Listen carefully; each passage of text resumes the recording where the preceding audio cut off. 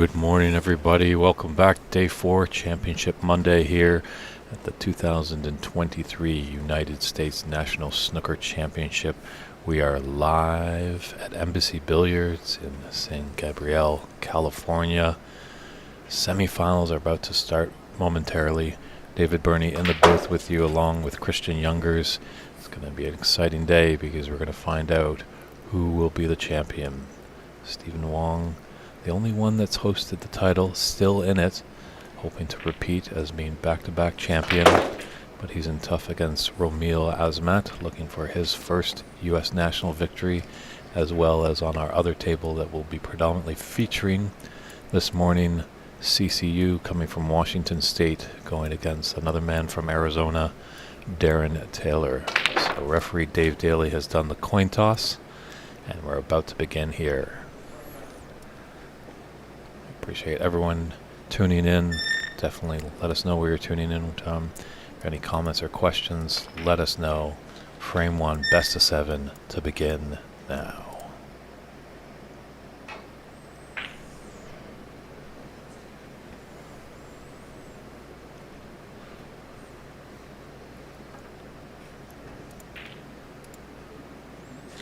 I think there's going to be a lot of excitement today, just as much as we had last night for all you that tuned in. It was a thrilling match between Darren Taylor and Renat Danka. Definitely a match that easily could have been a final, but it was only a quarterfinal match, so that just kind of tells you just the quality of players that we have in this tournament.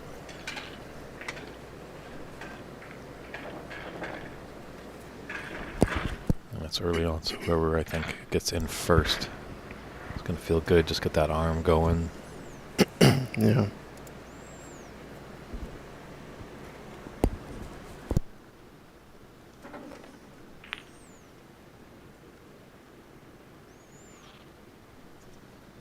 Good to hear people putting their support out there in the stream.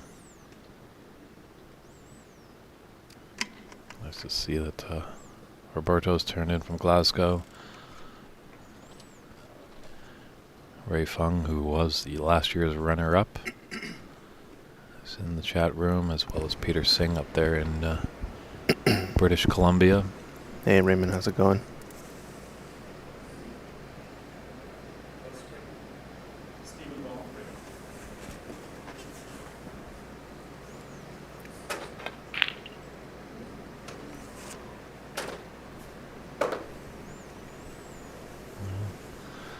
I like the effort there by CC taking that on.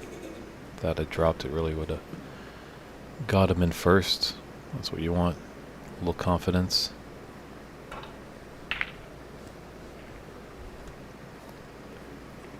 And just pop it into our other TV table over there. It's Stephen Wong and Ramil Azmat with referee Ajay Pradhakar, so we'll be bouncing back between those. Try and focus on this one a bit more than the other, but definitely we've got a good vantage point for us in the room, so if we see something exciting, we'll bounce back if we're not on that exact table. Yeah, can't miss any of the action for sure. Well, Ray, I've got a early morning trivia question for you. What is on one of these tables but has no purpose in the game of snooker? But has no purpose.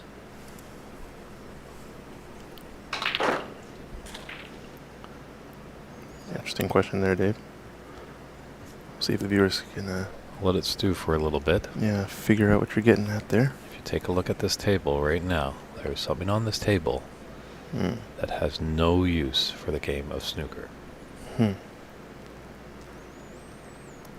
Darren in first, seeing if he can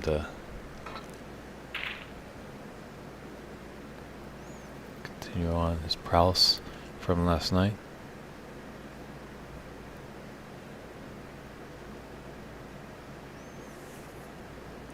Thanks, Mickey Singh. It's unfortunate we're going to miss you, but there's always be many more tournaments coming up. Definitely take a look at snookerusa.com So we'll find a lot of tournaments. Our next, I think, big tournament coming up is going to be the Paps Open down in Brazil. Got a couple of answers to your question there. Charles Crouch over on Facebook. And comes in a few seconds before SC Manhattan. They say the bulk line. They are absolutely correct. Wow. The bulk is used obviously in billiards, and there actually isn't a quote-unquote snooker table, as the game of snooker is played on a billiards table. So we just kind of use the bulk line as a point of reference, but it's no purpose for the game. Now, what about the D? The D is definitely important. Do you consider the overlap of the bulk line and the D point of contention, or no? Nope, like you could get away with just a D and you then kind of wouldn't have that bulk line there, shall we say. Okay. Interesting. So. But I think we've stoked the fire there with Ray Feng. I think he's going to be probably busy working away for next year's championship, so we can get some trivia going. Okay.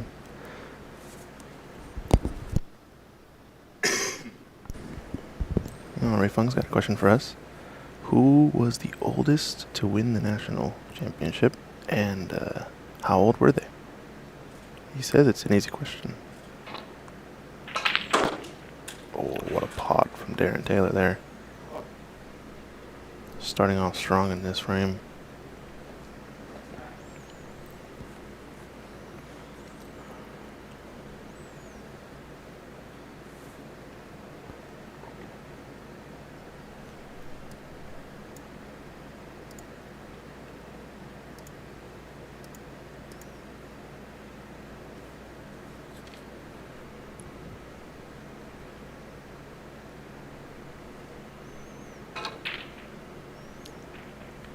Just waiting for Ramil to take his shot on the adjacent table.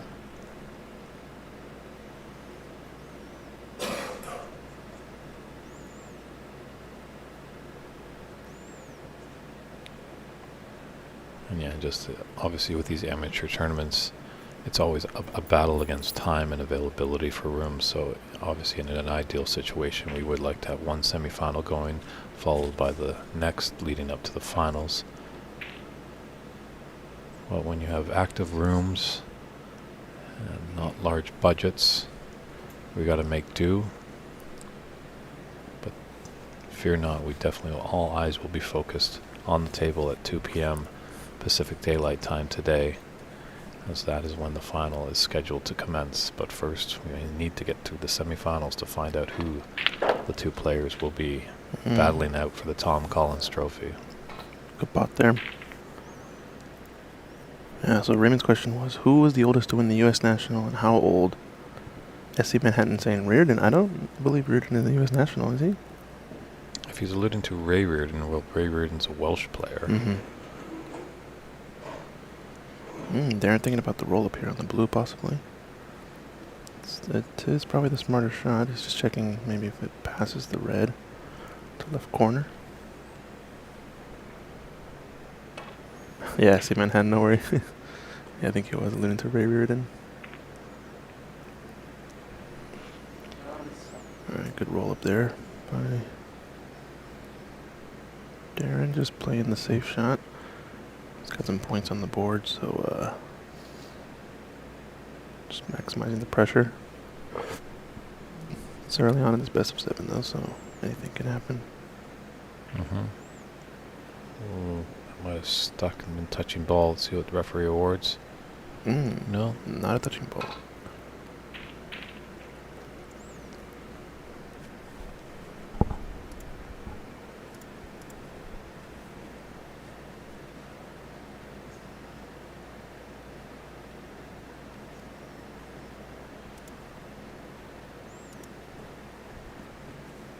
There's some ranking. I believe there were some seeded players as how they performed last year, correct, Christian?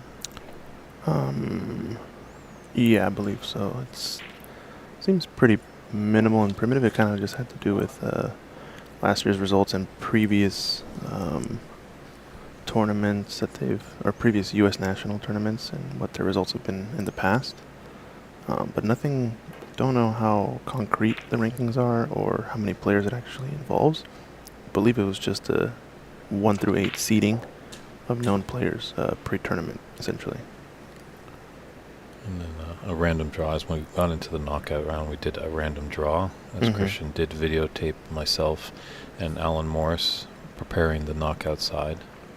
I do believe the groups were slightly influenced by location, so they tried to make it so that, known players traveling from the same state would be spread out amongst more groups. That way you didn't end up playing all the friends that you come to travel with, and get some more variety in the groups. It's also part of the fun of the U.S. Nationals is getting to come and meet this group of people every year, hang out and build the sport in that way as well. First big mistake from Darren here.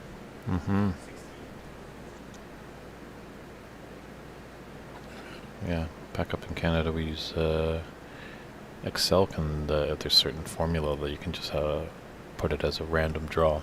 Those formulas and stuff like that, so it's nice as players come up to me and ask me, what's going on with this draw? Well, first of all, you got to beat everybody to win the tournament. Let's say that. But also, it's the computer. Wow, CC with a miss there. Big miss pot, but fortunate fluke there. I think that could be pivotal for this frame. Doesn't seem like CC's gotten off to a crazy fast start, but that could be the spark he needs.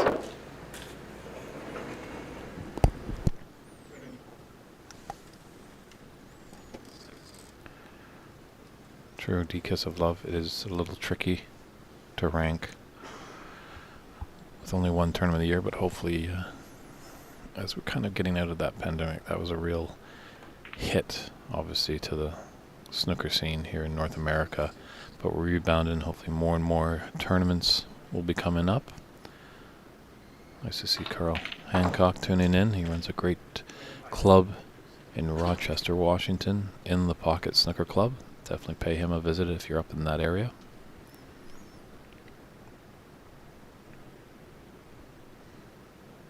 So nice safe shot there by CC. Gets that cue ball tight to the ball cushion. Makes it a little tricky for Darren, as you're going to be cueing a little bit down on the cue ball. Don't want to put any unwanted side, as that will push the ball to a unpredicted location.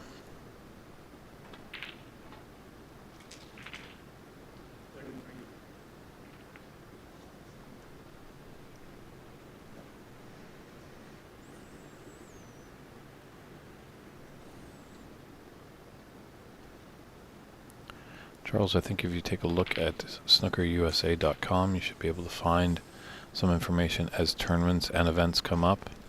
This great club here that Stephen Wong is running will have the great Tepchai Unu coming in December. So definitely if you're in the neighborhood, that'll be an exciting event to watch.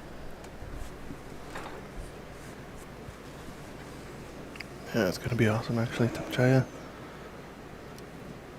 really cool player. Reach out to Stephen Wong for that one, right? I think December time frame.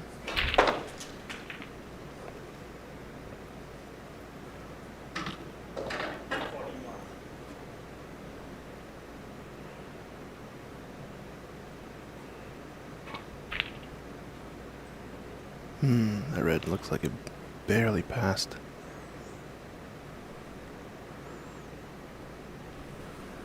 Yeah, it's nice to see. Good tip for all you young and newer players. Watch how Darren really takes a deliberate pause in his backswing. Just able to pull it back, focus so much, and then it's like he's cocking a gun almost and drives through. We just had a big break over on TV table 2. Stephen Wong knocks in a 41 against Ramil and misses that pink into left middle pocket. Not leaving much other than probably a runaway into the bulk area, maybe a double. So he's putting the pressure to Ramil there. But Ramil, alas, always playing the smart shot. It's a good safety here if it doesn't leave this red to right corner.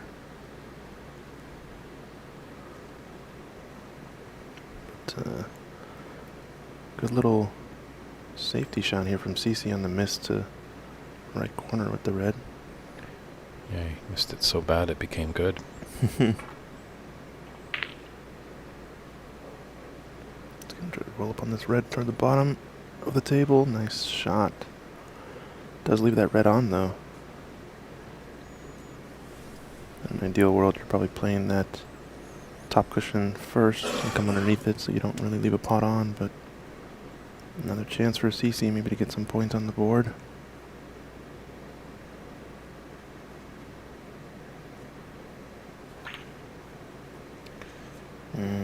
Slight overcut.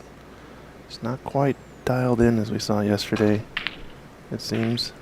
It is early morning today, 9 a.m. I imagine all players are going to take a little bit of time to get used to the pace and into the match. We're only going to see the standard improve as we continue on.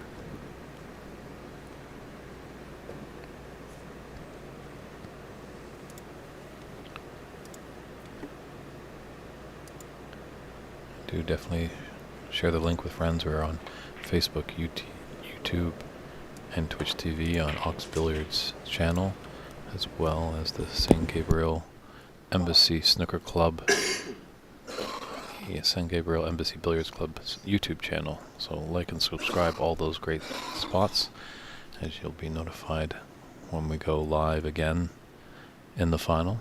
We appreciate all your viewership all weekend long.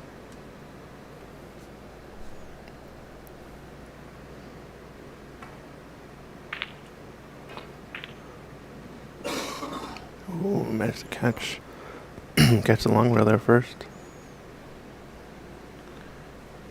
That is true, Al. There's a lot of wheels turning on these tournaments, as it's an amateur tournament. All these players and people behind the scenes are doing it for the love of it. Some have to travel quite far to get here. It's an expensive trip.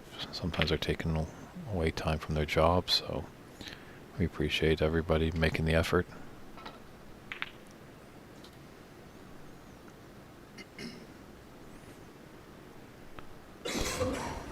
Yeah, I think a lot of the players actually on the West Coast, it seems, we're pretty close. Arizona Snooker Academy folks are fairly nearby, and Los Angeles, Northern California players as well. And then you have a little contingency from Seattle. So it made it a little bit easier, but I think it has been held in New York, Houston, Seattle in the past, so a lot of different locations, that's for sure.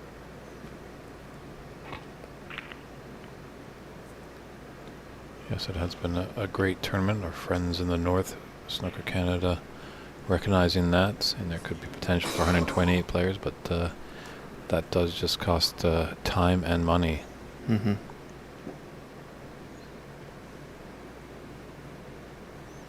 But I think with the exposure, we're not going to happen overnight. And CC needs to cover this red. I think his cue ball's gonna bust open. The yellow looks awfully close, but I don't think he has it.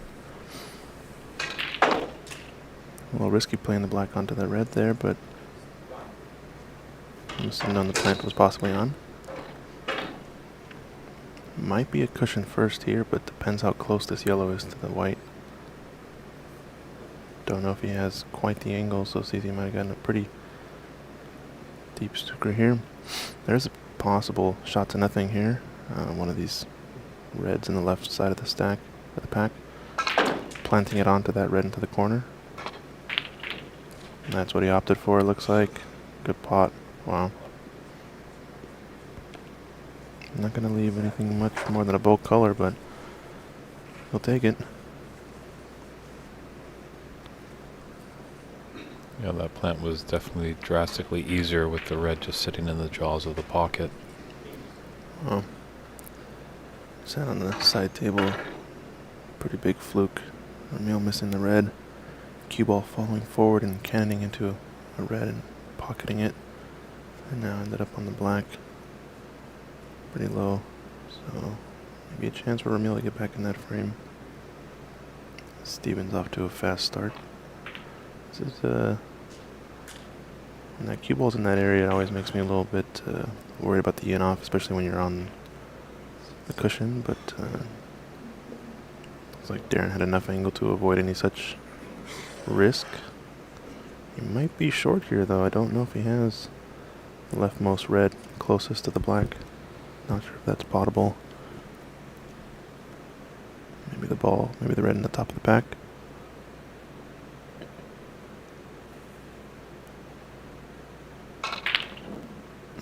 Yep, that's what he was playing for. He had the angle to run just to get over for the black after that. It's definitely drawing it back, puts an element of air there. There's a smaller window of where you actually have to hit the ball there to be accurate. This is where CC has to go for it. So now if he misses this, he's got to pot this red. Yeah, it's a risky shot, but I think it was something he knew he had to go for. Oh, Darren looking at this. Might not have this red actually to right corner.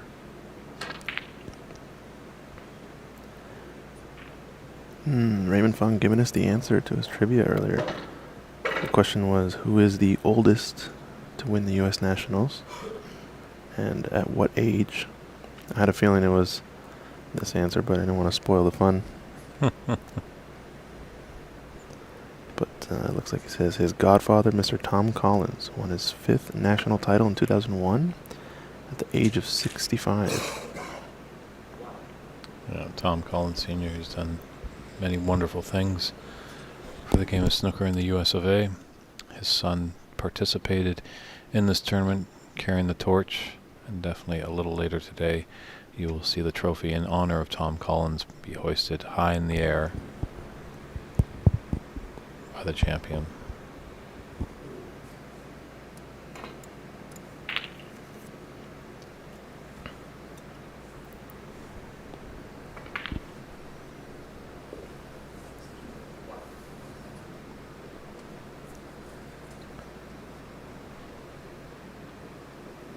Tricky spot here.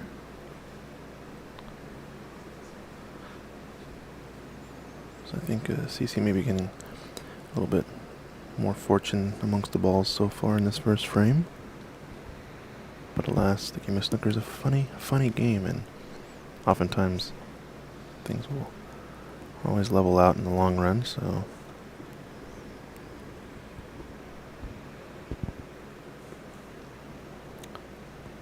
Pool of Champions. It's the semifinals. We've got a match between Stephen Wong and Ramil Azmet. They're on our other table that we're bouncing back to, but our kind of featured semifinal is CCU taking on Darren Taylor. If you want to take a look at cloudsnooker.com, that has all the information about this great tournament, so you can see where your favorite players were, how they fared, and how we got to this point. Great resource. Darren playing this safety to cover this red closest to right corner. But I think CC can get to it based on the body language here. This is the only red really potable from distance that would be worth snookering for, and good pot there. Just lost the cue ball a bit on the pace. Almost played the two-way shot a little too well. Now we might see a roll-up, or if he's feeling like he's got gas in the tank, he might go for this to right middle.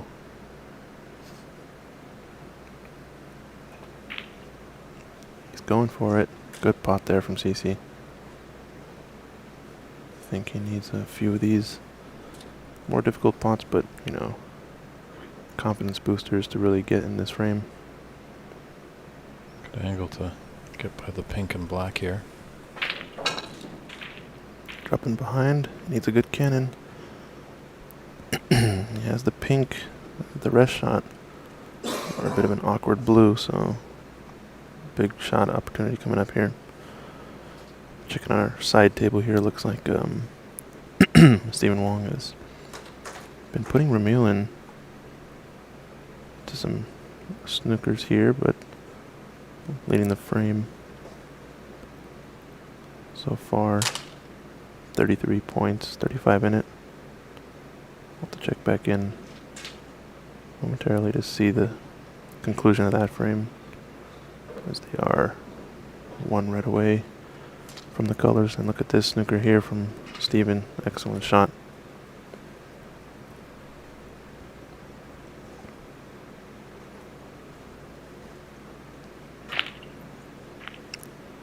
That was always going to be a tough rest shot. A little bit stretched out even with the equipment. Once again, I think he's managed to not leave a easy pot on. Wow. I think we missed it on the stream, but Ramil just went one cushion and rattled the jaws of the right corner pocket. Managed to cannon into that red and escape the snooker. But alas, gonna leave an easy pot on for Steven to close out this first frame.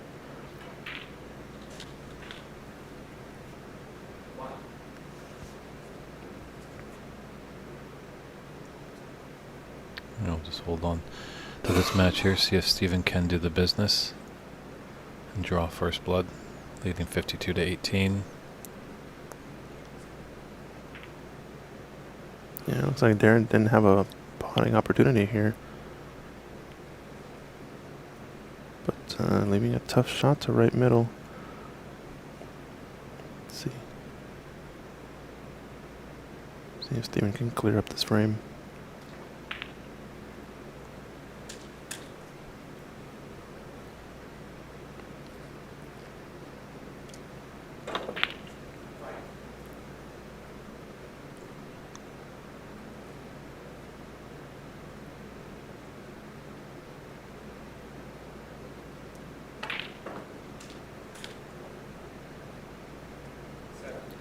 Definitely should be first frame for Stephen Wong. It's a best of 7. Always good to get your first frame early on. As we saw with Renat Danka yesterday, just wasn't in it against Darren Taylor. And Darren took a commanding 3-0 lead, but then Renat found something, turned it up. I was able to win 3 in a row, forced us to the decider, and it was very dramatic, as everyone knows from watching last night.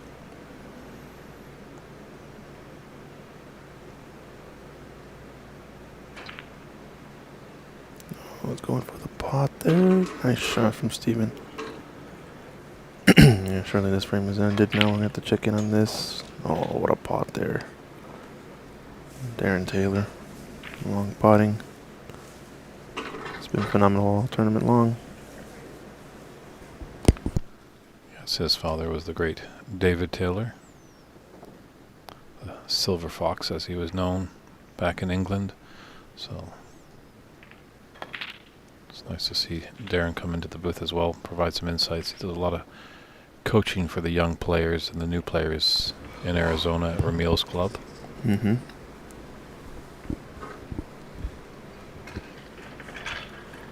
Again, ready with frame 2 action over there.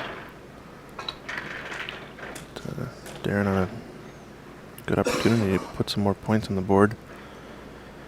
Feels like his style of play has been kind of get a medium to decent double-digit break, put his opponent in a tough spot, and just put the pressure on. All the frames that he has won, especially the ones against Renat early on in that match from the semi for the quarterfinal yesterday, were very much of that style. You know, he would only make a 20 to 30 break or so, pot his balls, play safeties, make the long pot, continue on making another break. Pretty soon the scoreline became just too unmanageable, and it felt like Renat never had a chance really in those first few frames.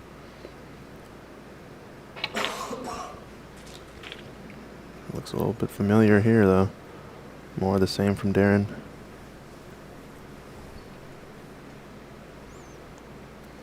I think he's nicely on this black actually. Might be able to follow and send the cue ball between the blue-red for the red in the right middle. It's also got an open red just below the pink spot.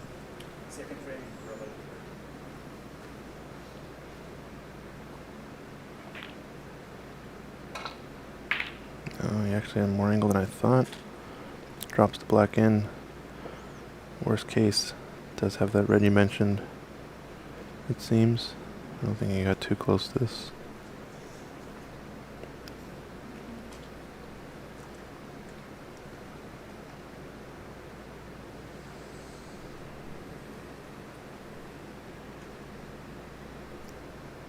Just a little something distract him, so he regrouped, reset it.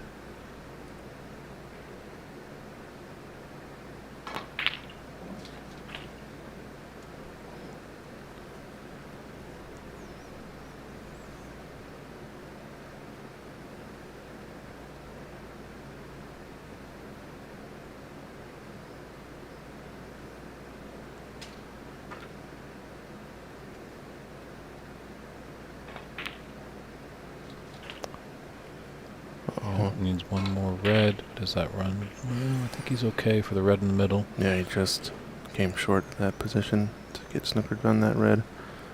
I think he's perfect on this. Gonna have to roll it in. Get on the wrong side of the blue, or you can screw back, play for bulk color. I like the second option a little more, as does he.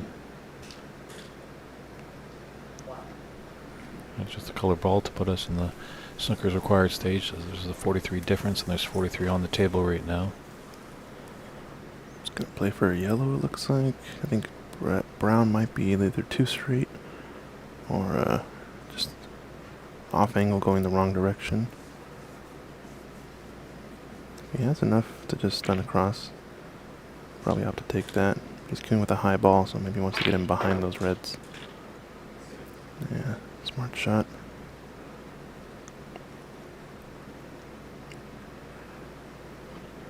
Yeah, it's a long red into the top left.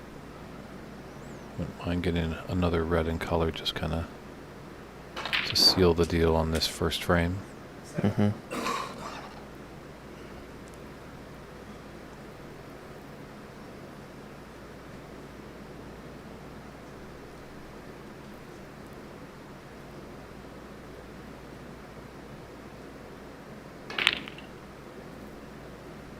Slight overcut.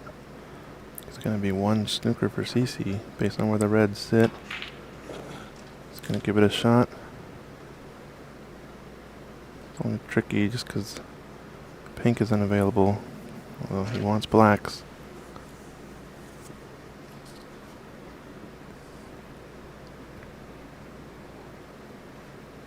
Two blacks would make it so that he only needs a 4-point snooker to tie.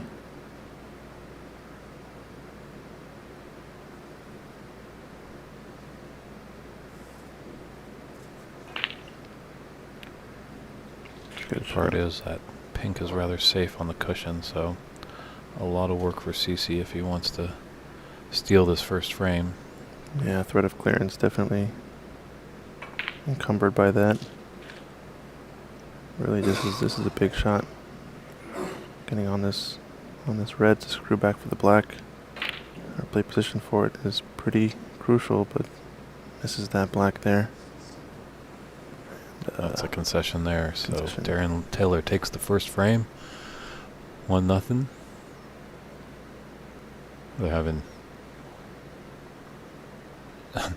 They're just having a few words there. I think there maybe is a misunderstanding, but strong work for Darren to strike first. And as referee Dave Daly sets up frame 2, maybe we'll just take a poke over to our other semi-final match between Ramil and Steven. Looks like Steven again has got in first, but he kind of broke down a little. I'm gonna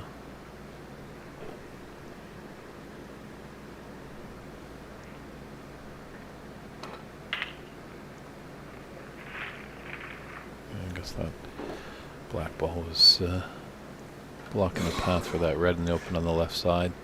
So Ramil just had to glance off the bunch and come back into the bulk area.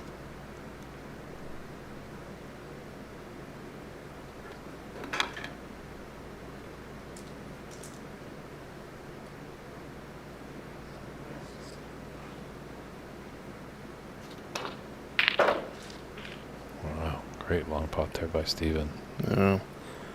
Confidence right there. It's been quite amazing that he has been able to wear the many hats this weekend.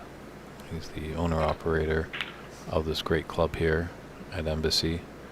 Lots of things have been going on off the table that he does need to attend to at times, but he's got a great staff that he can flip on the switch, and now he's in player mode.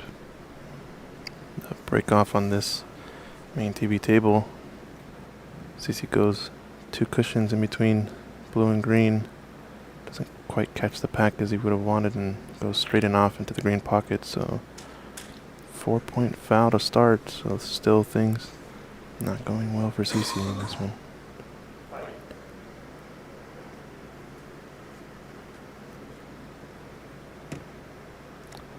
I'm not sure if Kevin and Stephen are related.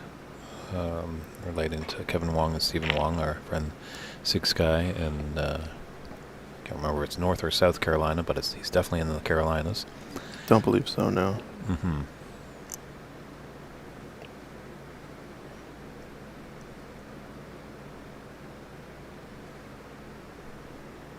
So CC just waiting for Stephen to take his shot on the adjacent table, and he'll get down into business.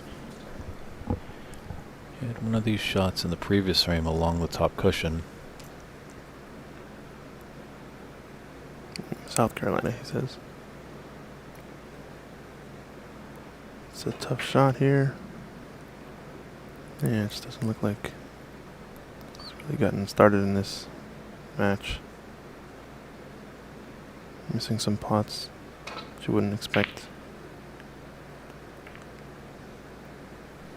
Thanks for the well wishes, Chuck. Wishing everybody a happy holiday, happy Labor Day, all the way from Motor City in Detroit, Michigan.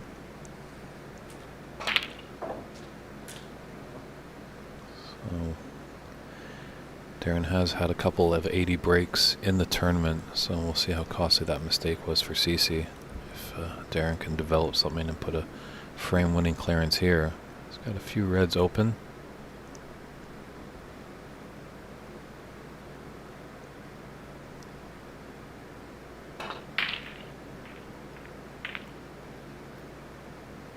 Yeah, David Brock saying that CC snatching the majority of shots, not settled down yet. I do agree. There was a little bit of a discussion there. I think him conceding the last frame as Darren was coming to the table. So maybe playing in his head, but it is a best of 7, so there will come a point in this match where he will be settled in, I imagine. And we know he can definitely bring the heat, as any of these semifinalists can. Oh, we have more trivia time, actually, from Ray Fong. Trivia time. So first question earlier was who was the oldest player to win the Nationals, U.S. Nationals, and at what age? That was Tom Collins Sr. at age 65. Next question we got here is, since the first Nationals in 1991, who held the most consecutive final day appearances? Now this is final day appearances, not defending champion titles, right? So it could go a little bit unnoticed who this might be.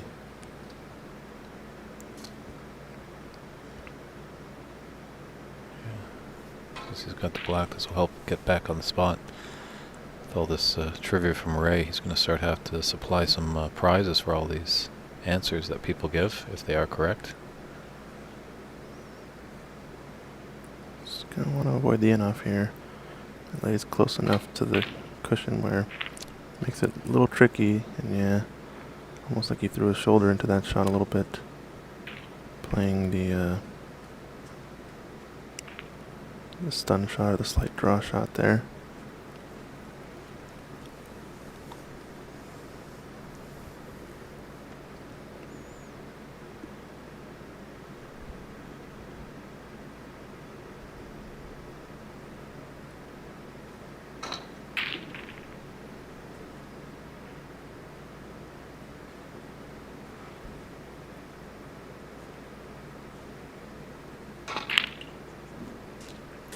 Oh, great long pot there by Darren.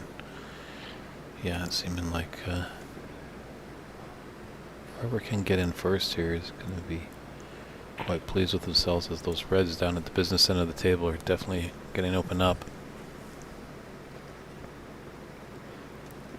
Yeah, if you can get black on the spot, or if pink is blocked and pink could spot up, might have a chance for a high break, but could also choose to just roll up on this brown. It seems like CC has not been quite himself so far in this match, and looks like he's opting to get some more points on the board first. Can easily pick off a few reds also and kind of play that double-digit break and play back to bulk. We'll see what he can do here. It's going to kind of depend on this black, I think, whether or not he gets a big break.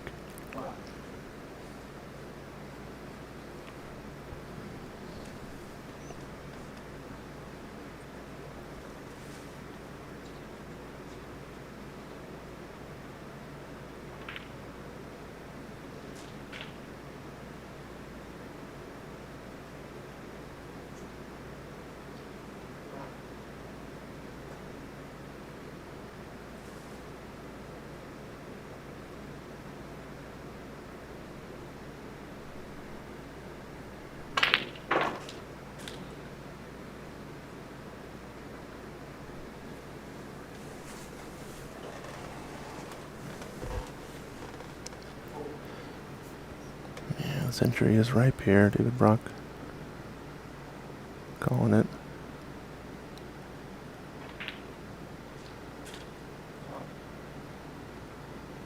Big shot here.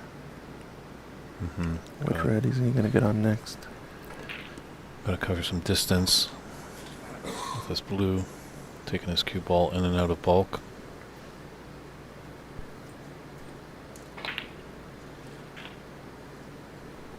Going to play for the rightmost red, bottom of the pack. It's come a little bit too far though. Just trying to get that black on the spot as soon as possible.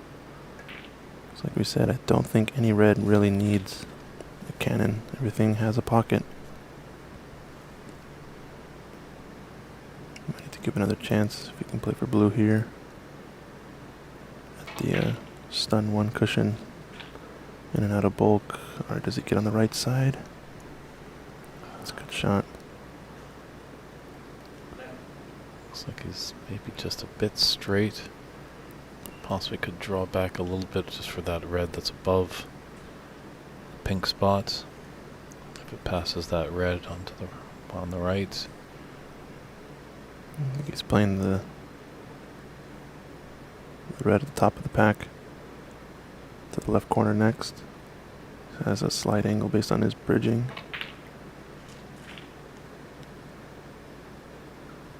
And he's got a nice angle here, I think, to stun across. For black next. Does he follow through this gap between the two reds just below the pink and the three reds to the right? No, he's going to stun across. Nope, just screw back, I guess. Play for blue again. Doesn't have quite this reaction, though, he would have wanted. And now things a little tricky here.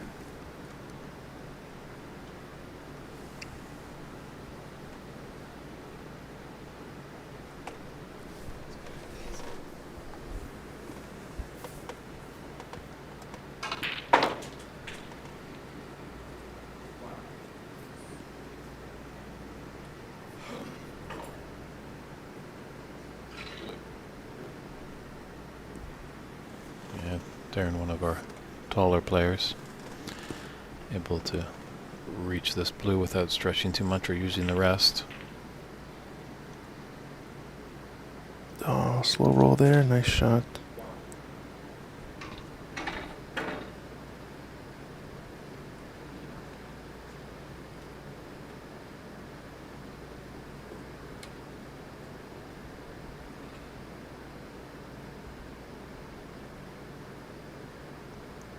Take this red into the left corner.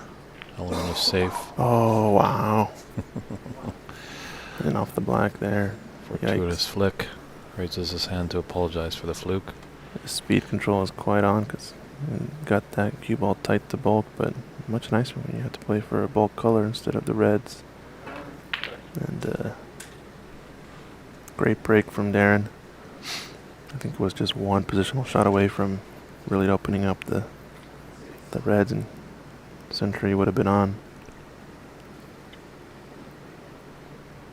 Yeah, CC's got to have a good look here. He's aware of the caliber of his player, so it's one thing getting out of the snooker and hitting a red ball. You want to make sure that your cue ball goes safe and you haven't left an easy starter, if any, for your opponent.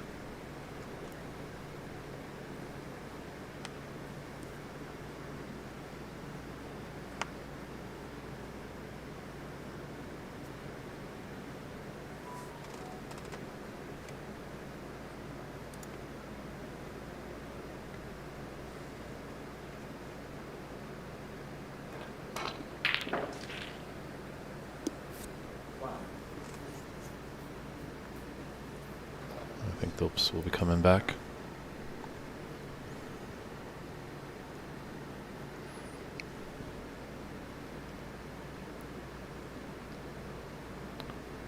Yeah, Dave was in the tournament. Referee Dave Daly there. It's been becoming quite a fixture. He's a very impressive referee. We really appreciate him stepping up. We had a lot of great people to make this machine work behind the scenes. Definitely reach out to snookerusa.com if you want to become a member and possibly help out with some of these great events that they put on.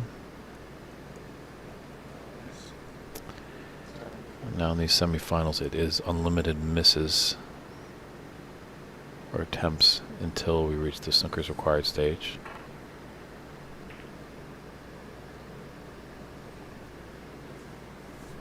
Chicken on our side table. Looks like Steven just thinning a red a little too much. Loses control of the cue ball. He's up in this second frame against Ramil.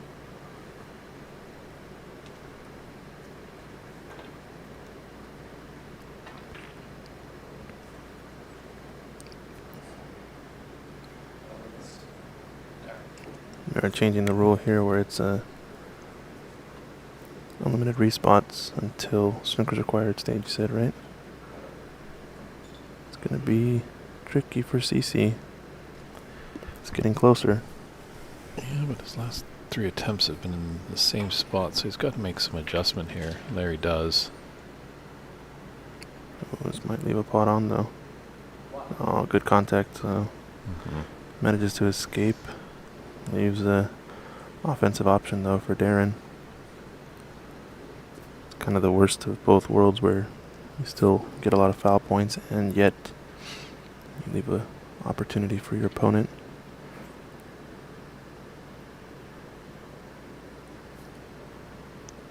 Be mindful of the in and off into the middle pocket.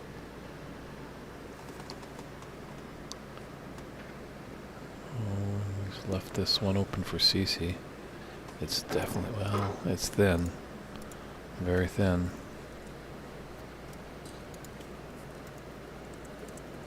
Interesting, Chuck. I did not know that when 8-ball was imported into the UK in the 1970s, of what it was called.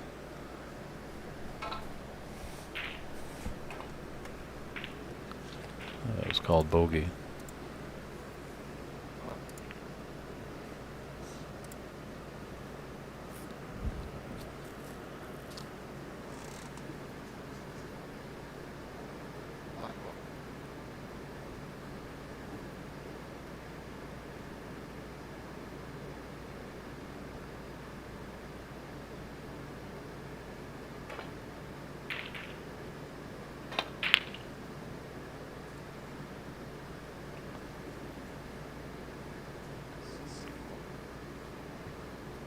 Yeah, CC just not finding this. Is kind of echoes of Darren's match last night, that Darren really came out strong against Renat. So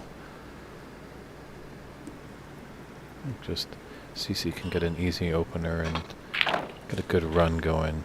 That might help his confidence, but right now he's kind of reeling a bit.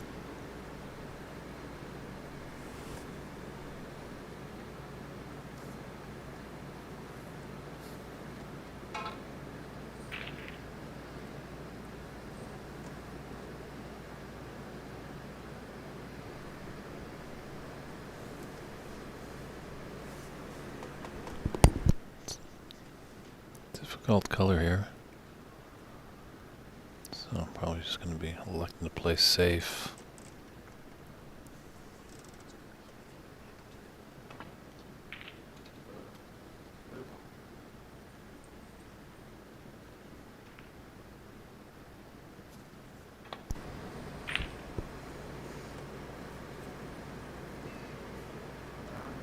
And push the blue fairly safe. Still somewhat accessible. Would have liked for it to be tight to a cushion with this 46-point lead.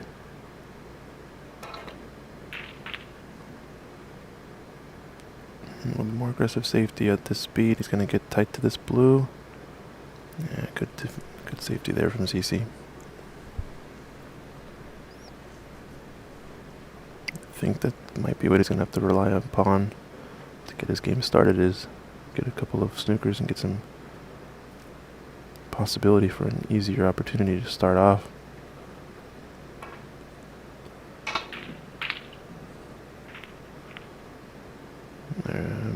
Believe there's a chance on. Yep, this red goes to left corner. Black out in the open. Bit of a Ronnie O'Sullivan escape felt like there from Darren, just kind of hitting the balls at pace and see what happens. Fortunately, blue is up in the bulk end. If he can get pink and black spotted, could be an opportunity for a comeback in this frame. Only one red really poses extremely difficult shot, I'd say, down the left long rail. Otherwise, these four reds, or three reds now, fairly out in the open. Yeah, CC can just handle his nerves here. There's a good red here. Get this black on. Get another red.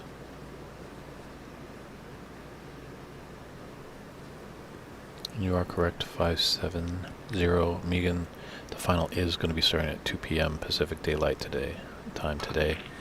We're just in the semifinals to start this day, but the finals, you are correct, 2 p.m. Pacific Daylight. It's got a little bit high on this black.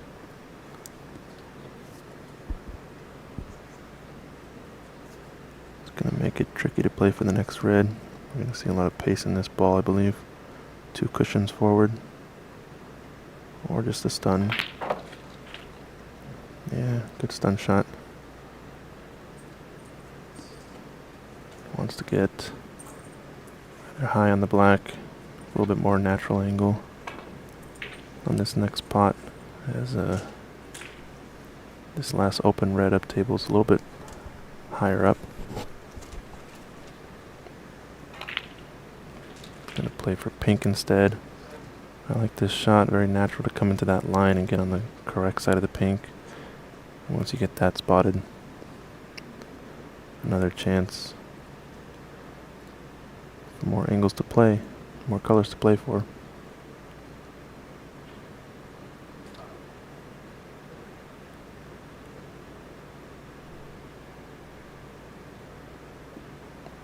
Tricky bridging here, but Yeah, gotta be mindful of a lot. There's a green that he might touch with his shirt. That would be a foul. And his kind of bridge hand is in between the brown and blue. yeah, couldn't quite get the stroke on that shot. This is good for CC's confidence, definitely. These have not been relatively easy reds and colors. So Yeah, definitely settled in a little bit now, I think. This is the shot for the frame, though. Probably going to play up for blue as a two-way. Just in case of the miss. How's his cue ball speed here? It's going to get that red covered. It's a nice shot. I think he might have the full snooker on both balls, except this red along the left cushion is a little bit easier to escape from, it being so close to the rail.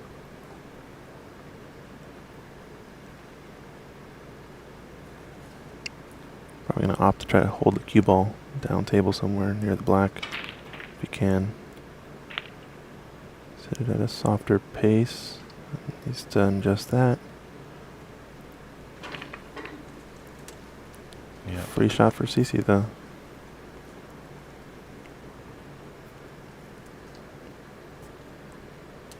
That cue ball tight to the cushion, so a little tricky here for CC.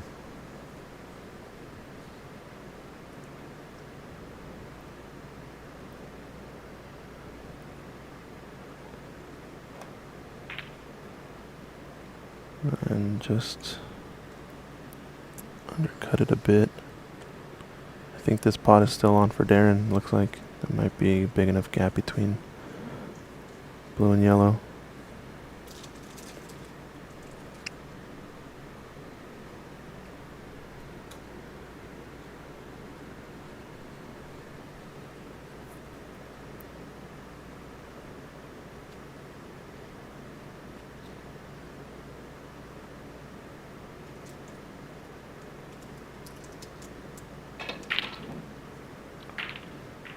Wow. Sometimes the luck is on your side, but best of 7, you know, it could turn around and the luck could go into CC's favor, but always there's a blow to your confidence when you're not potting and then your opponent seems to be getting all the luck. It's just gonna just roll up nicely to this green.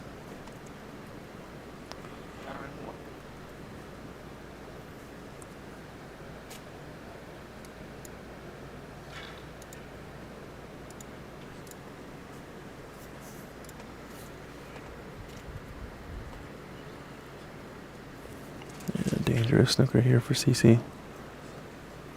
It's red. Very small ball, it looks like. Being close to the pink as well, if he misses, could be a costly affair.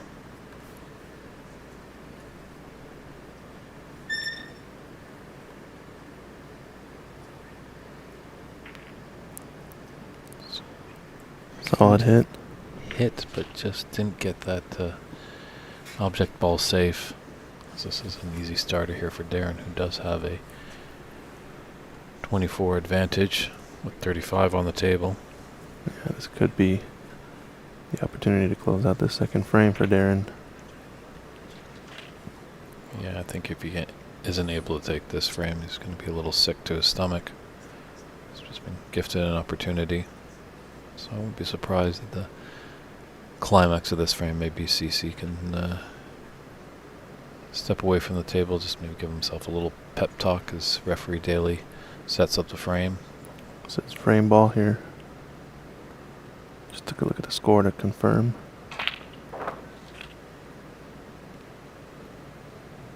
All the colors definitely be able for a clearance.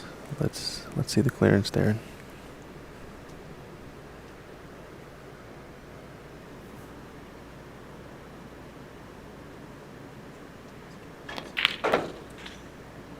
Slight stun run through there, but maybe a little farther than he would have wanted.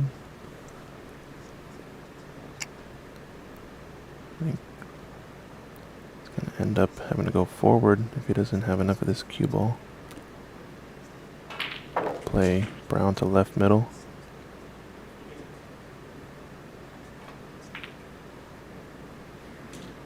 Or left corner as well. Pretty straight actually into the left corner pocket, I believe.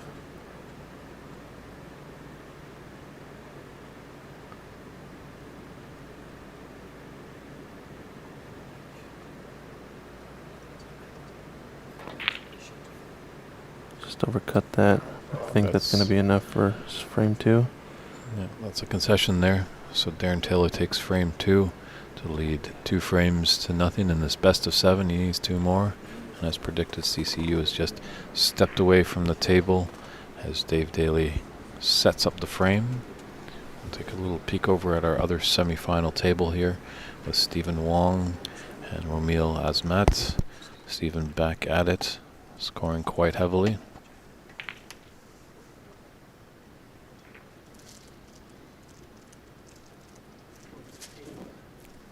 Good to hear you're tuning in, Rain, our friend all the way from Sweden. Hopefully he's doing some good work over there to build up the game over there in Scandinavia. And maybe we could pay him a visit someday.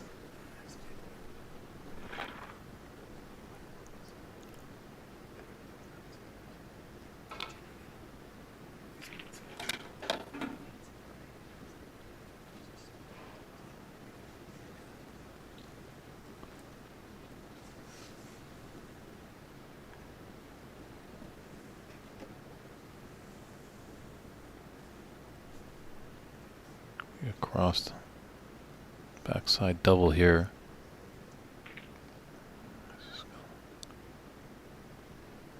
Play the snooker, and I think he's played it quite lovely.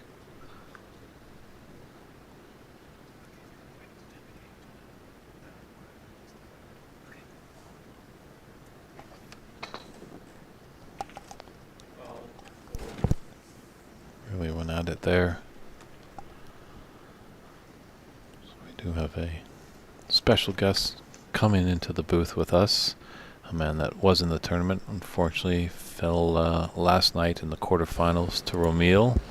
It is Sargon Isaac. Welcome to the booth, Sargon. Hey, thank you for having me. Thank you for having me. And Sargon, this is the club that you play out of, right? You're out of Embassy? No, actually not. No. I am actually based in Northern California, actually. Yeah, so I was based kind of by the Bay Area. Been in America for about 15 years, and actually this club was the first club I played at for the last Nationals, which is the one I won. So that was in 2012, I believe, and that was the last Nationals that was held here. Yeah, and that was the one, I think the first one I played in, and there was a few after that as well. But yeah, no, so this has been I actually haven't played in the Nationals probably about 5 years now, 6 years. So it's nice to get back. I was playing a lot of pool and mixing up my pool game, got into that a little bit, but it's nice to be back and playing. And I had a good run, but I just unfortunately just was battling with like trying to figure out the cue to play with. And yeah, the better man won on the day. So, but yeah, I'm excited to see. Looks like there's two good semi-finals here. So are we going back and forth between, or is there a primary? We kind of focus? are, yeah. There's a little break on the other tables. They're just kind of setting up, and this one's looking like, oh. So I think he's still okay, right? Because I mean, it's what, 39. So see, the thing is about Ramil, right? He's a very tactical player. So I won't be surprised if he puts him. Well, I think he's just going to try and roll behind the blue. Yeah, that's the right shot. I think he's going to see between the gap, though. No, he can see. No, he's perfect. So it's always good to leave the yellow ball in the middle of the table. So you won't feel. Are you a snooker player as well, a pool player as well? Yeah. I do play snooker. So you play at Ox as well, or do you play somewhere else? I play up in Canada. No way. Okay, which part of Canada are you in? I'm in Vancouver. Oh, okay. I have a brother in Nova Scotia, actually. Yeah, okay. I have. And I've always wanted to go there. It's actually funny enough, I found about, it's a crazy story, but I found out about him recently. Wanted to visit him, and he's a snooker fan as well. But I went to Toronto, and I loved it over there. But yeah, I'd have to, if I'm up in the Canada area or your neck of the woods, I'll have to come by for a frame or something like that. Yeah, so definitely reach out. We've got a good scene up there. We're just getting our season started as in mid-September we'll be having our first qualifying event for the BC Open. Oh, awesome. Okay. Mm-hmm. Yeah, I've had a chance to tune into some of those events recently. A lot of players, right? And a lot of where would you say are like the primary locations for like these BC Opens and stuff like that? Oh. We play in Richmond, British Columbia, which is just outside of Vancouver, at a place called Top 147 Snooker and Billiards Lounge. Okay. Run by Jonathan Sun. He's actually just recently put in 2 Rasson tables. Oh, nice. So how many tables do they have total? So total they have 7 right now, but I know his plan is he's going to be taking down one of his Chinese 8-ball tables to put in another snooker or one of those snooker tables that he took down to facilitate the Rassons. So that will be nice. That'll be nice, yeah. As we see in this great room, having 8 tables just makes a tournament run so smoothly. Absolutely, yeah. And I think they used to have 12 at one point. When I came my first nationals here, I think the total was 12. So they had this room with the layout that you see now, and then they had 4 tables to the left of it. So like the main door, there was and those were these tournament tables actually were going left. Mm-hmm. But yeah, no, it's especially with a big tournament like this or like yours. It's always convenient when you've got like you said, like 8 to 10, 12 tables and stuff like that. So yeah, not always a even number. Those odd numbers can make it tricky because sometimes. Absolutely. Especially if there's a battle towards the end, right? And you're waiting to, waiting for all the matches to roll over. But yeah, it was a little tough in the beginning because I didn't know many of the players. But now that you get to know the players, you kind of can schedule it a little bit more creatively, shall we say? To make sure I got you. The tournament goes smoothly. I hear you. So Stephen took that game down now. So he's 2-0 up. We're on the stream table for CC and Darren. I don't know if you guys had a chance to check out Darren and Renard's match yesterday. I know you guys were streaming it too, but what a brilliant match. And funny enough, I was on the table next to it, not playing too great at all, but it was a brilliant battle. I was sort of kind of watching it from the side eye, but that could have really gone either way. It was like final, I think on the blue and the pink, what drama at the end as well. Did you have a chance to, you guys were streaming it probably. Yeah, what an unbelievable ending. I was surprised he hit the blue so hard. And then when he went in off, when Darren hit the blue like that and he made a beautiful shot, but I think he was trying to stun left and right rather than just drop it in. But what an incredible ending to give. If you guys have a chance, check that out. I think it's probably on the Facebook or YouTube from yesterday. So yeah, lots of twists and turns. Absolutely. I thought Renat was going to be out of it, and then that in off. So as you alluded to. So Sargon, how did you find out about this great game of snooker? Well, such a good question. So I found out, so I was born and raised in England, played snooker all my life. I say all my life, from 14, 15 onwards I was addicted. Did it while I was playing, going through school, university, everything, and then ended up moving here, and I left my cue literally in the same spot before I moved here.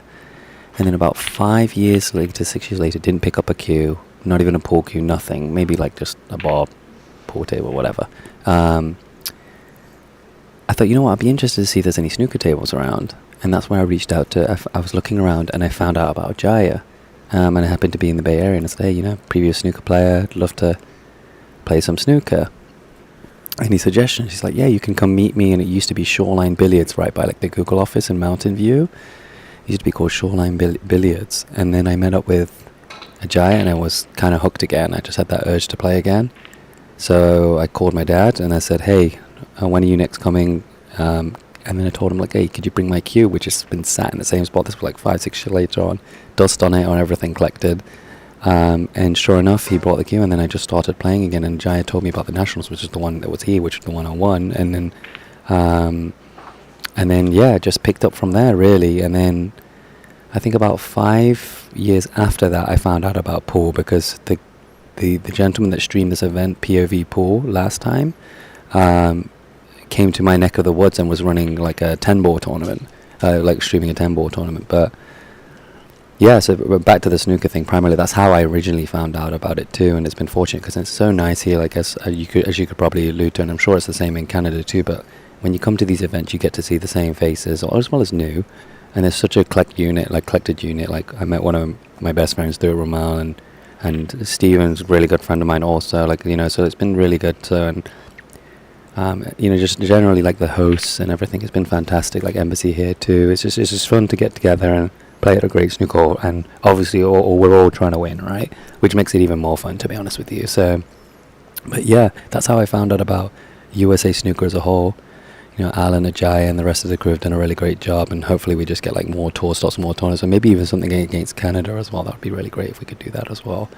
I know they used to do something like that back in the day, right? Like a USA versus Canada friendly or They something are, like yeah. that? I know, talking with Mike Dominguez, the great owner-operator of Ox Billiards, we have been discussing some kind of border battle that might happen in the near future. That'd be awesome. Yeah, I know they had talked about it a few years back, but I didn't hear anything else about it too. Yeah, that'd be awesome. And so potentially at Seattle is what you're thinking? Quite possibly might bounce back between Seattle and the club in Richmond for the beginning, and then who knows, we'll see if it catches on. Maybe other clubs will bid for it, kind of like how the new U.S. Nationals does. And I think how the Canadian Nationals, predominantly they've been held in Toronto for a bunch of years, but I think as we're seeing more growth in various provinces in Canada, there might be some clubs that might start to put out the effort and bid on the championship. So Awesome. Yeah, that would be really fun. But I'm a little bit interested as well, going back to England. What brought you into the game? Were you in somewhere and you hear the click of the balls, or were you just like turning on the TV and all of a sudden you're like, what is this thing? Yeah, that's a great question. So for me, it was my uncle had a snooker table in his house. He just got like an antique snooker table, and as soon as I started playing on that, I was hooked. Yeah, and for England as well, a lot of the houses are very small, but we're fortunate in the sense of he had a large room that he's able to get like an antique snooker table into. And I was hooked. The cloth was terrible, the balls were terrible, the cushions were terrible, but I didn't care. I was just wanting to smash balls in the pocket. And then I started going to some local clubs. I went to a local club, and a guy, it was actually a bit creepy because the older gentleman just came and just started watching me, and I was like, what's going on here? And he's like, hey, would you like to join our men's team? And I'll never forget this because a lot of the places, I was winning a lot of matches, but it was a lot of places wouldn't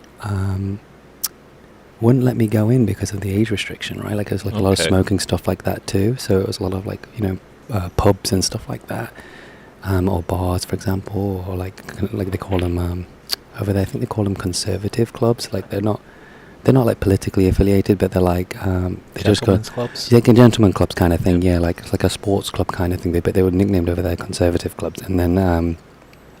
But that was kind of pretty much it. And then I just started playing in a lot of junior tournaments with like, and it's funny too because I see a lot of the guys I was playing with in different tournaments. Like I see them on TV now as well, which is crazy for me to see like the Mark Allen, Jamie Cope, Jamie O'Neill, Judd Trump. Like a lot of these guys are like Liam Highfield. I can name probably another 20 more that were in these junior tournaments I was with that was run by Willie Thorne's brother. And it was cool too because the scenes over there, like every major club had like really, really solid players. And some players made it and some players didn't. And these guys were phenomenal. Like I was talking to Ramil yesterday about how I played Judd Trump at 12. And I'll never forget this. It was a quarterfinal of a junior event.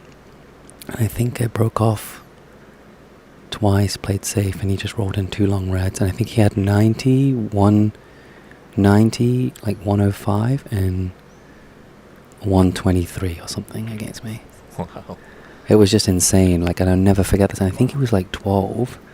So what was really good for me was like I was attending these junior tournaments and I was playing these solid players, and then I got an opportunity to practice against like Michael Hall and Steve Judd and all these really, really solid players, and it just made me a better player because I just had to punish as well as tactically too. So those things were really, really beneficial for me. And yeah, I think that's what's lacking, unfortunately, in like the US and maybe Canada. Maybe I'll speak on behalf of Canada, but you can correct me if I'm wrong too. It's just the amount of high quality. I'm talking like almost pro standard players where everyone's kind of punishing each other, and it just raises everybody's game, right?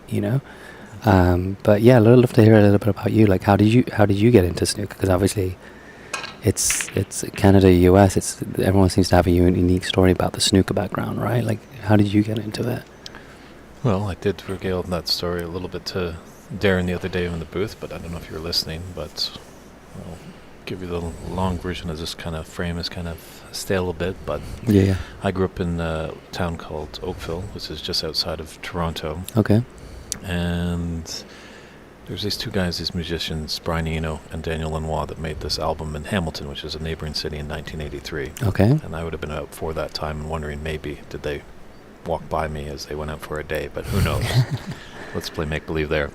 But it wasn't for a couple of years. Then the sports network up there was airing this great game of snooker, and there was this guy that was just potting them off the lampshades. And I had no idea who it was. Well, I actually found out who it was. It was Stephen Hendry. No way, okay.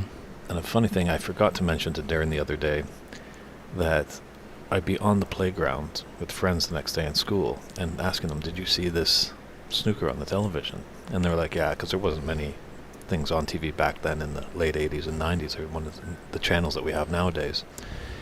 And I was actually mimicking the commentators, just with their hoity-toity, like, proper Like English, proper accent, English, accent. And it turned out it was John Pullman that I was mimicking. So then, unfortunately, the snooker went away. And I continued on my life, went into the artistic direction, into the world of film. And then this song, an ending, an ascent from the Apollo atmospheres and soundtracks, that album that Brian Eno and Daniel Lanois created in Hamilton. So I was like, that's just a great song, really fell in love with it. And then come 2013, Brian Eno did an artist talk in Vancouver. And I went to go check it out, and he discussed his process of making music. And then he said, I'm not really an athlete, but I do enjoy a good game of snooker from time to time. And I was like, light bulb went off. I'm like, I remember that game. So I sourced it out, found out this organization, Snooker Canada, was running a BC Open. So I entered it. Well, I played a little bit, so I'm like, okay, I'll play in this tournament. That's awesome. And went undefeated in coin tosses. No. I lost in a match. But maintained That's incredible. I love the way you frame that up.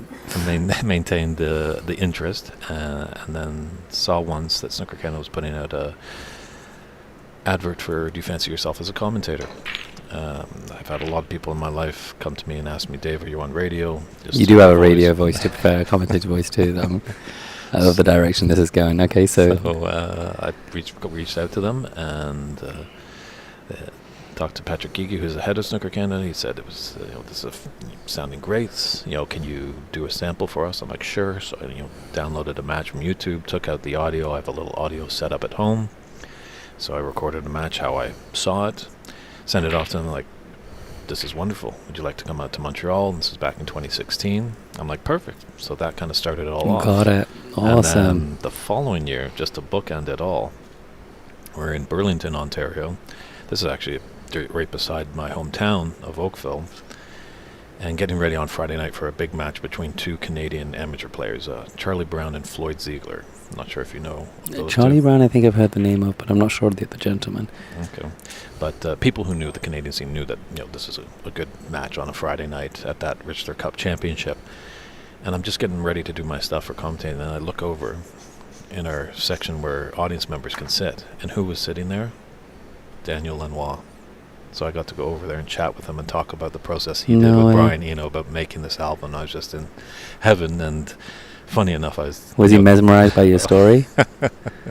He must have been. I don't think I've told him Did you tell him the whole version? I don't think I've told him the full story. Yeah, you should have. Hopefully I can see him again sometimes, because the great Pat McCarthy, who's a table fitter in Toronto, is good friends with Daniel Lanois, has set up the tables there.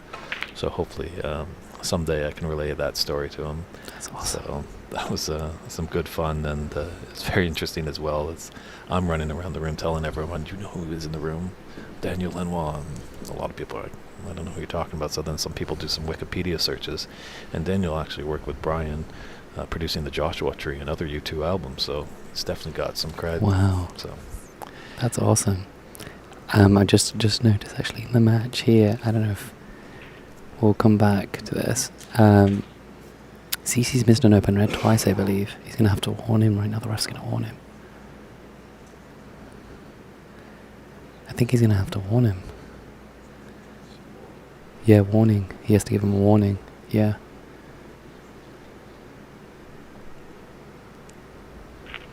Yeah, I don't think it happened, but it's okay. I wonder if CC just actually kind of knew that. Yeah. But because I think Darren was maybe mentioning that to referee Daly over there. Yeah. So, but that is the rule. If the referee doesn't mention it, it can't happen. Yeah, and I think CC knew. I mean, either way, we all knew, because CC just went, it's like, hey, I'm not missing a red here. It's not, and it's a big swing, right? Well, I say swing, but that would kill any momentum, really, because it's already 2-0. Looks like Steven's on a way break here too on the side table as well. Steven's such a consistent player as well. I know we're not looking at that currently in the match, but just to let you guys know, he's 2-0 up. It's hard to get a groove against here. That's the thing. Ramil's going to have to find some way to get a groove into this match. Same with CC, really, right? I mean, 2-0 down. I think he's 30 points down in this game. That's the thing about Darren and some of these top guys. Tactically, they're very, very strong, and they just know how to keep the momentum going. It's very hard to let it switch. That's a good shot. Yeah, last night's game in that quarterfinal was definitely momentum. Darren had it at the beginning. Oh, wow. Renat found something and really swung it and forced us into an exciting decider. Well, it was ironic too. We were talking about that too, because I think momentum massively was in Renat's favour, right? Because obviously he's come back to 3-3. But the other thing was, if you noticed, it was a really kind of low-scoring game. Not that my games were high-scoring either; they weren't. But it was a very low scoring for the comparisons of the previous games, right? And Renat was talking about this last night too. I had a chance to talk to him about it. And one of the things he's commented on is he really, against very good players, he takes a while to get going. Like, so for example, like, you know, he gives them the momentum, and then sometimes it's too late, which was what the situation was last night. Because if he had played those first three frames the way he played the next 3 frames, the match was over in Renat's favour, right? Mm-hmm. But unfortunately, he didn't do that. So, and not taken away from Darren as well. You know, Darren was playing very well as well. But that's the thing, right? It's such a momentum swing sometimes, and you just have to keep that ball rolling. So, like, this is a big frame for CC as well. It needs to, if he can come back and win this frame, it'll at least slow down the momentum massively. You don't want to put, as the pool players say on the hill, right? I've been stealing my pool lingo, but I'm not familiar with that term. on the hill. It's funny, I've been saying certain words and I'm like, wow, I'm such a pool player now. Scratch, what's the other ones? I'm trying to think. Scratch. Gotta put some English on the ball. What's the other one? It's doubles, plants, and in and offs in this game over here. So yeah. Anyway. See, the thing is here, I think if I was CC, I'd think about trying to get one of those colours out, right? Because I mean, 30 points behind. And you've got the pink, blue, and black. I mean, mostly maybe the pink isn't safe, but it's not ideal, right? So, yeah, he's looking at it now. So, I mean, just drop. The nice thing about going for this red is, if he leaves the cue ball where it is, predominantly he only misses or leaves the red that he's going for, as well as the red that's kind of to the right of the pink spot, like lower down. So I think he'll just go for this and just hold. Yeah, that's the right shot. It's a good shot.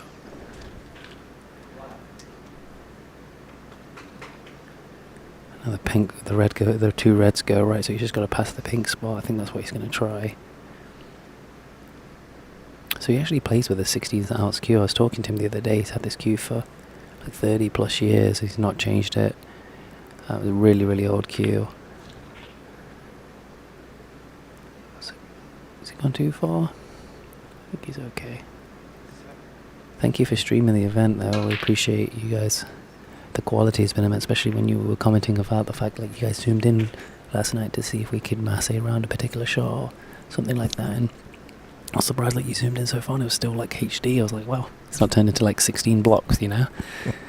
So thank you guys for all the work you guys are doing too, and Embassy as well. Thank you for doing a great job of hosting as well. So.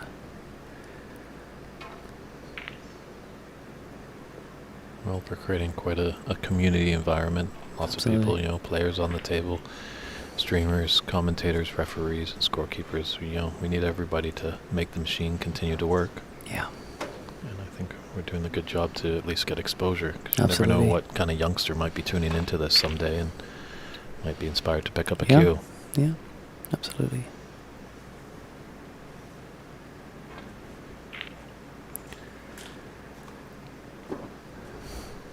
So CC's in here, so I mean, he might be forced to take the blue here. I'll be very surprised if he doesn't take that.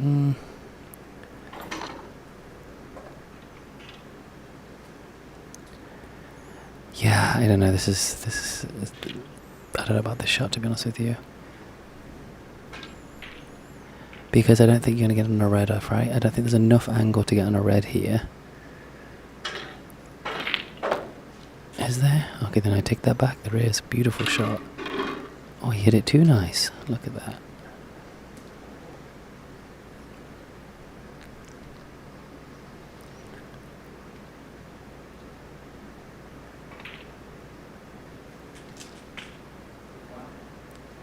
I think he might be forced to go for this. I mean, the red to middle potentially. He could also hit this red thin on the bottom, on the cushion, and try and get the black out as well. I mean, he's 33 points now, so he's just playing safe up behind the green, I would guess.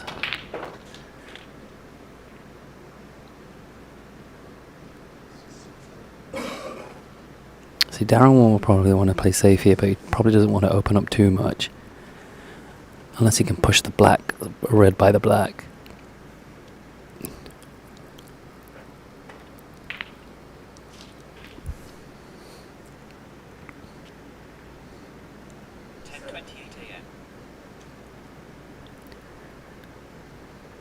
How many people do you have tuned in? Curious to have a view count. We're getting close to a maxi. There's 141 viewers right now. Awesome. On various platforms. We have St. Gabriel's Embassy Billiards Club YouTube channel and Ox Billiards channel on Facebook, YouTube, and Twitch TV. So awesome. Definitely like and subscribe. Yeah, the figures have been great all weekend long. It's definitely growing. 101 for 141, that's awesome.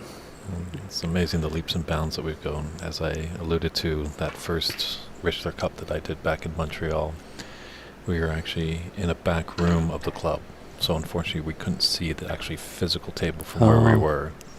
And they only had the frame line there with the scoring software. We didn't have the updated scoring software that we have now. So I had a gentleman come and give me post-it notes of updating the frame score. Oh my days. Might as well send a carrier pigeon at that point. True.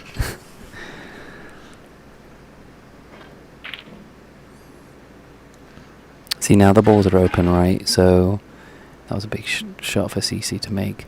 I think Darren's going to go for this. I don't see... He will only go for it if he can get the cue ball back, right? So...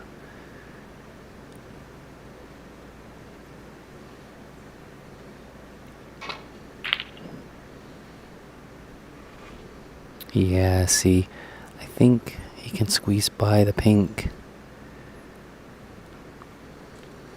Yeah, got this red in the middle of those three in a line, just below the pink. Mm-hmm. Yeah, exactly. You see, this is the situation now. I mean, we were talking about the blue, pink, black being safe. They've opened up now, all of them, right?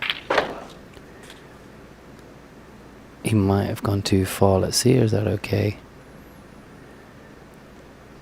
Yeah. He's okay.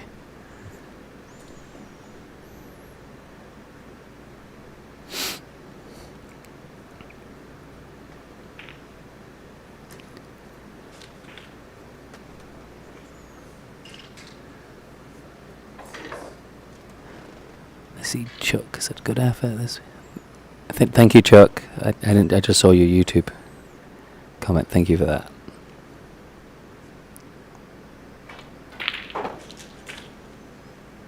So, Sargon, are you going to be coming down to Brazil to play in the PAPS? I'm not. No, I'm not. I will eventually come to some of these tournaments. It's just a little bit crazy for me at the minute.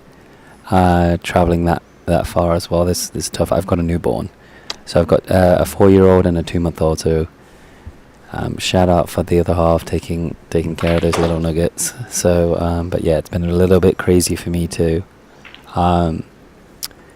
It's just, it's time-wise, it's a bit challenging, right? And then with work as well at the minute. But no, I will eventually make them. I do want to. I'm not too far from the seniors requirements. So, but yeah, I will. I will eventually be out there. So, God willing. So, but yeah, it's in Brazil this year, correct? Is that what you said? Down at the Rio Yacht Club in Rio de Janeiro. Okay. Are you going? It's looking promising, yes. Awesome. So. Awesome. Dave Priest. It's David Burney, and joined by Sargon Isaac. That is the man that has a little twang in his voice. Might not sound fully American or Canadian. Yeah. So good opportunity here for Cece to get back into this frame. Absolutely. I mean, he's just going to have to navigate the pink, unfortunately.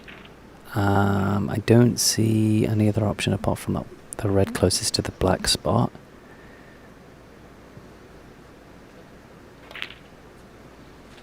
Yeah, I think that's the shot. See, the pink I don't think goes past, though. That's the other problem, right? So the pink doesn't go past this red, I don't believe, on the left. So you might have to go back up the table. I mean, I'd be looking to get blue here, getting blue back on the spot, right? So just going whipping it around. And then using the blue to get back. It's so tricky when one ball is out of the question, right? If black was on the spot, it'd be a lot easier right now. I don't know, was he trying to play the pink into the centre, I think, right? Is that what he's trying to do?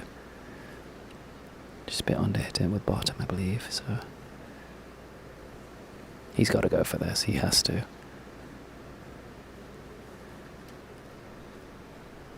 I don't think he can hit the red 4 ball too, so it might drift left. Yeah. It's a great shot.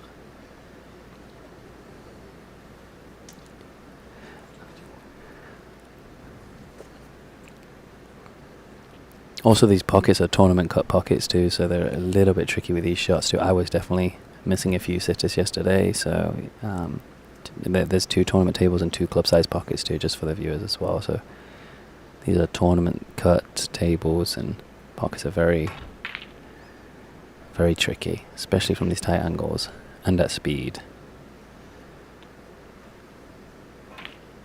It's funny because my pool friends, and you're probably familiar with this too, my pool friends will be like, "Oh, the pockets are so tight." I'm like, "Come to a 12-foot snooker table or like a tournament cut Rasson or something." You know, it's a. But anyway, you much of a pool player or just primarily snooker? I do the backstroke and the butterfly. Oh, wrong pool. Sorry. I dabble a little bit. I think back when I was kind of got into it, I do remember. Ooh, that could be a bit. That's going to be costly. Yeah, I mean, he's not going to put it back here. I always remember, like, playing a little 8-ball or 9-ball. Mm-hmm. But golf was the big game that I got into when I was young, and that kind of was the snooker golf or golf. Golf. Okay. Well, the only golf I play is with trees and bunkers. I prefer Not that Skittles golf too. Not Skittles. Love it. Yeah, so I think he's putting it. He's putting it back. I don't know if I like that shot, to be honest with you, because he was in the balls. Mm-hmm. Right. The only benefit of that is that the pink goes back on its spot. Right. But he could see the red, I believe. I think he could see the red. So.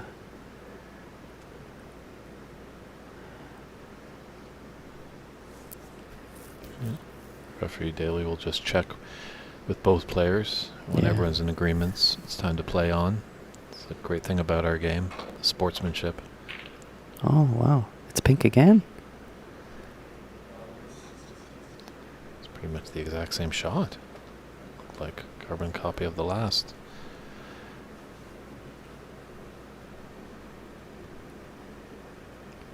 So, I mean, he was 30-something points down.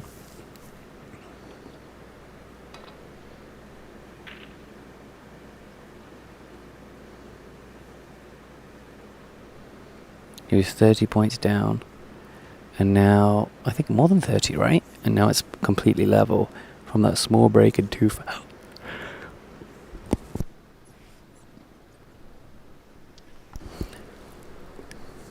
Certainly want to yawn.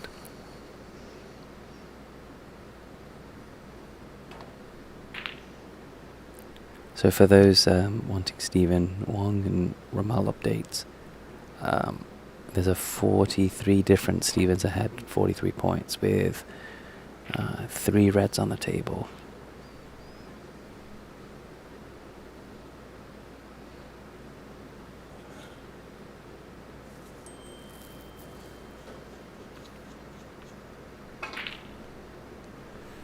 Yeah, I don't think Darren has a nickname yet, to be honest with you. I don't know, but he's definitely a cueist. Mhm. I actually didn't see David Taylor play, but I heard great, of Darren and other people too. There's obviously, if you're ranked on winning tournaments the way he is, I'm sure he's a solid player. Darren could be the silver bullet. Yeah.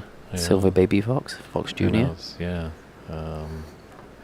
Obviously, he doesn't like to carry a full head of hair like his dad did, but if you have a silver head there, he might look like Destro from G.I. Joe.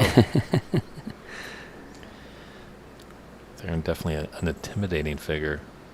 When I came in, I was talking with referee Daly, and we are like, "Who's that guy over there? He looks like a Bond villain." And then got to know Darren as sweetest Nice guy. of gents. Yep, absolutely. Yeah, great guy. Yami Daz was his UK Jammy nickname. Daz. Jammy as in lucky, I think. Yeah. Yeah. Jammy Daz.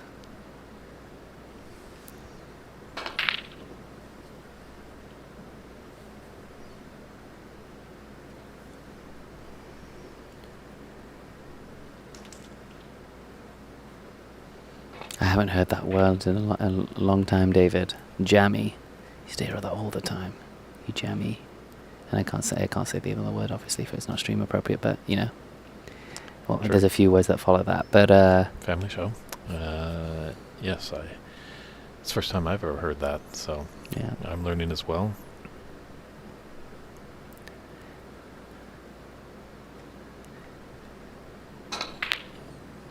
We're going to, they're going to switch back and forth, I believe, on the streams as well. We Maybe can it's see. kind of getting a little tactile flair here. Let's just take a peek over there at table 2, just see what Stephen and Ramil are getting up to here. So Stephen is up 43 points. It's become a tactical battle. I mean, Stephen's doing the right thing, right? He's put all the colours pretty much safe. Yep. Red is his frame ball.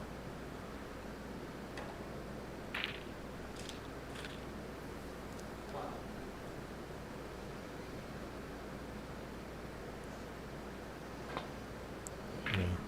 Another red in color really to assure the deal and give him a commanding 3-0 advantage in this best of 7 match.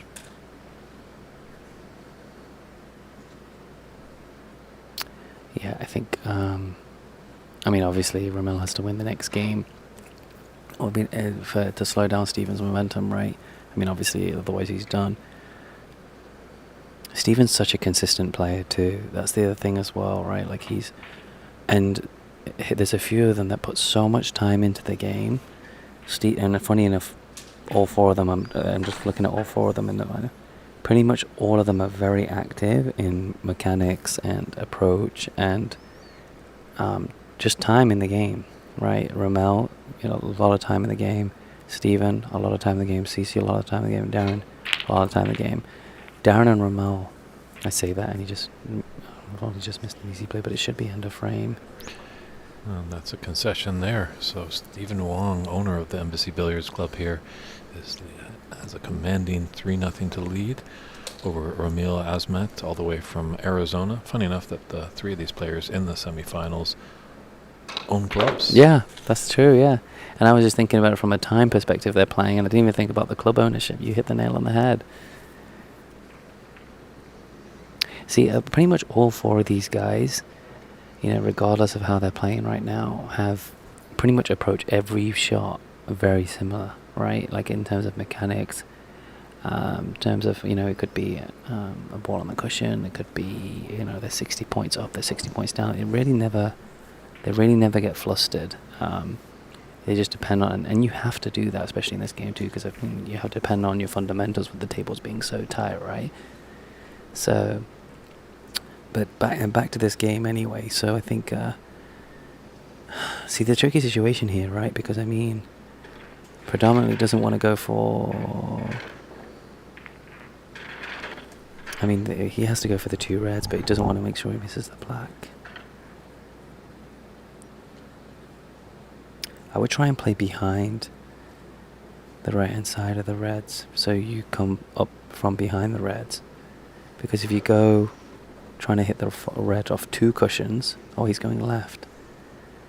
This is hard to judge, actually. He's going to have to get it on the way back. Yeah, it's going to slide. I don't think he's going to get it. Oh, what an effort. Oh, nice try. He did get the line perfectly.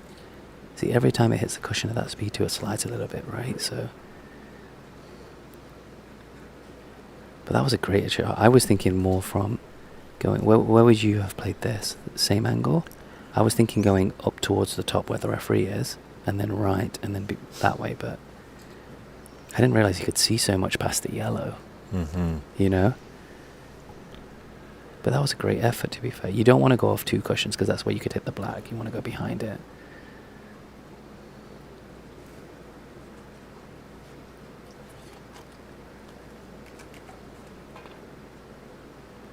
See, he's going to slide again, I think. Yeah, it's not going to get there, I don't think.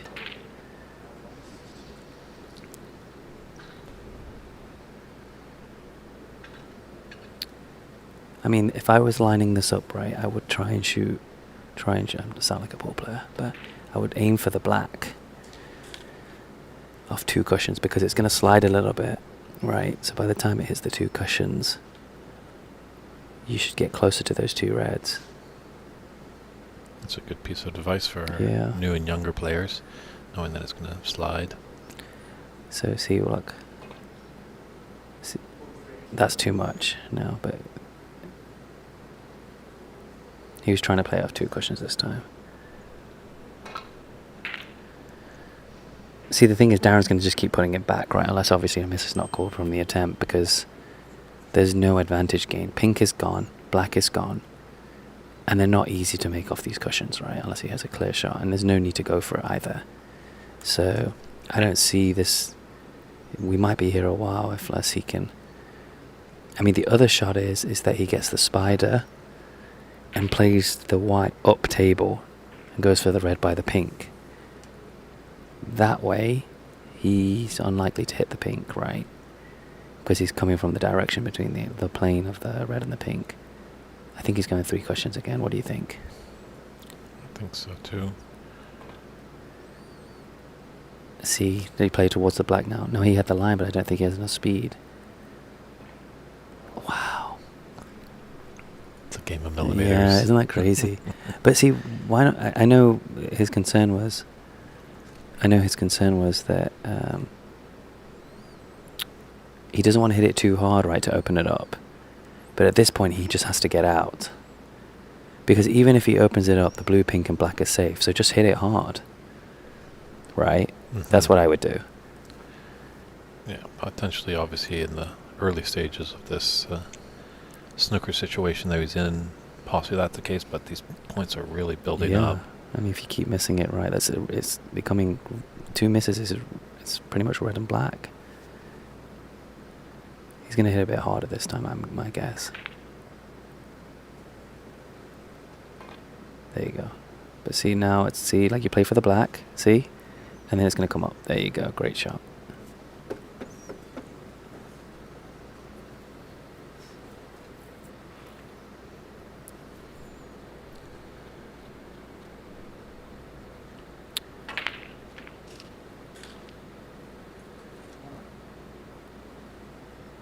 Definitely the pendulum is in Darren's favor here. As you alluded to, Sargon, high-valued colored balls are on the cushion. Yeah, and I know there's a sorry, I cut you off, I believe. Go ahead. No? Yeah, he just needs the, you can take a screen, another red.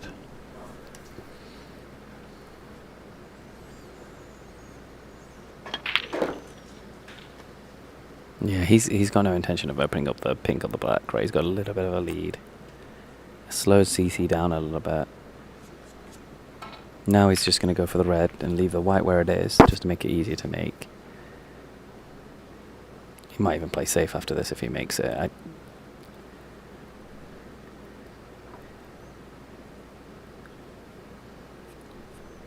Is he not going for it? Let's see. Snooker players, they're the neatest players I've ever seen, always cleaning up the table. Yeah. In more ways than one. Yep, absolutely.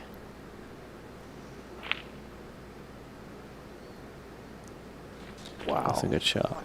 That was very nice. I'll be surprised if he goes for this.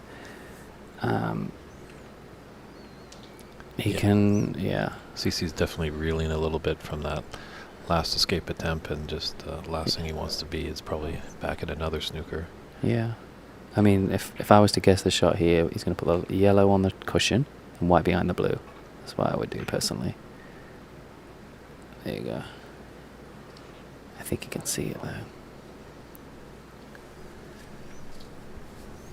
So there's the other game now as well. Stevens, it's going to be...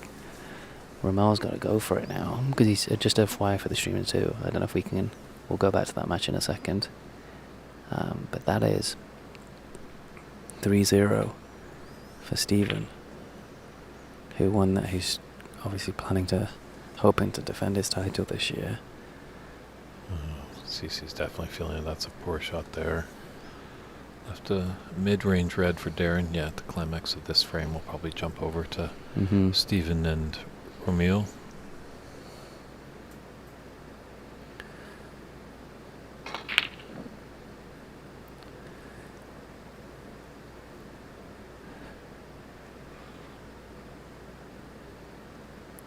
This is a big moment right here. So he's 22. I'm just doing the math in my head. 22. I mean, he has a fairly easy save as well. But I feel like basically, I mean, sometimes you just have to go for it, right? But the problem is here, there's no really any easy color. I think he's thinking the same thing. I'm thinking, like, what do I do here? He could just hit, another shot is he could just hit it behind the yellow as well. But if he leaves it on, it's easy safety for Darren. Yeah, he's not really sure. I don't blame him. It's kind of a tricky situation. It's a tall order to steal this frame. It is there, but sometimes just a little bit of patience. Yeah, it's going to be one of those frames where if he wants to win, he's going to have to take 1 or 2 balls at a time, safe. 1 or 2 balls at a time, safe. It's going to have to be one of those grid. Yeah, he just felt like he had to go for it. If he can see 4 ball here, Darren can see 4 ball. CC might be in trouble here. We'll just put the red by the black and just leave the cue ball where the red is.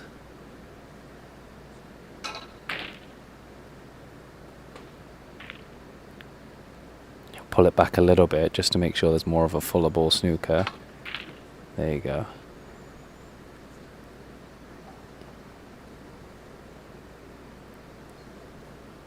Yeah, I think you can see it.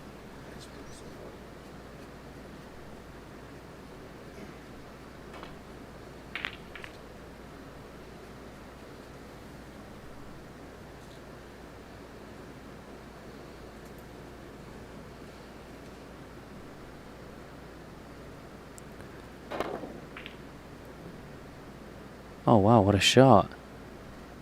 What a shot. Wow. And the pink is covering the side. Wow, that's an incredible shot. So he swerved it, hit it thin, cue ball. I mean, I don't know if he meant it, but either way, it's an incredible shot.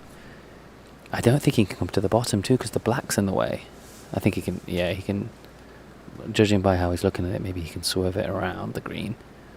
But the pink, like I was saying, the pink is blocking off the cushion. And the black is almost blocking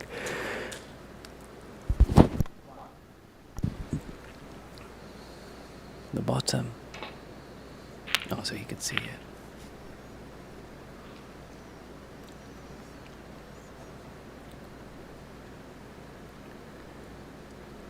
See, if I was CC here, I would play it off the black and put the cue ball up the table, because you want to get the black out.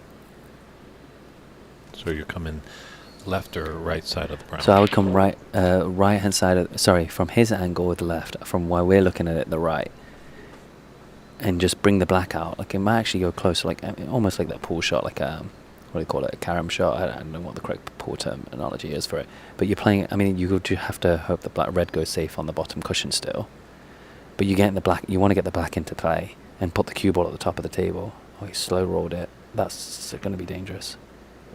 Brilliant shot. Brilliant shot. So he judged I think he just judged the double kiss perfectly.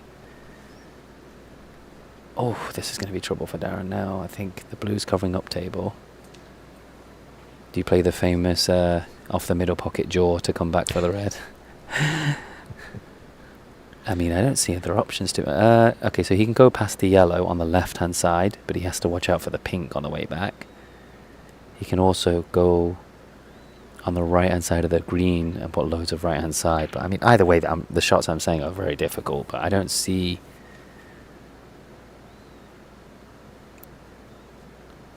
Yeah, he's doing cushions. that. Yeah, but the problem is going right is that you have to just miss the green. He has to just miss it. See, that's the... This is going to be a lot of points, I believe. I mean, that's a... Oh, wow, that actually might be... No, he would probably want to put it back so he can't swerve it. Yeah. I don't think it was that close, right? Was it a little bit to the right? Referee Daly has been doing a great job. Yeah, he clarified a rule for me yesterday. I actually completely forgot during my match too. He did a fantastic job. I thanked him after the match, actually. I was a little bit confused on the misrule too. It's been a while since I've been in a situation with this specific misrule that came into counter as the... it was the... Just to clarify, the actual situation was if you needed a snooker at the time of the snooker and you fouled, but after the foul you don't need a snooker, is it a miss? And some people were saying yes and some people were saying no. And it was actually no, it was not a miss. It has to be at the point of where you hit the ball and the point afterwards. If both of those scenarios is the point difference is greater than what's on the table, then it's a miss. Which was nice to get some clarification on that. So I think Christian is just pointing out where the cue ball was roughly. So, but that's the beauty about you guys being here on the stream, right? We can kind of point it out, and I mean they're doing that today.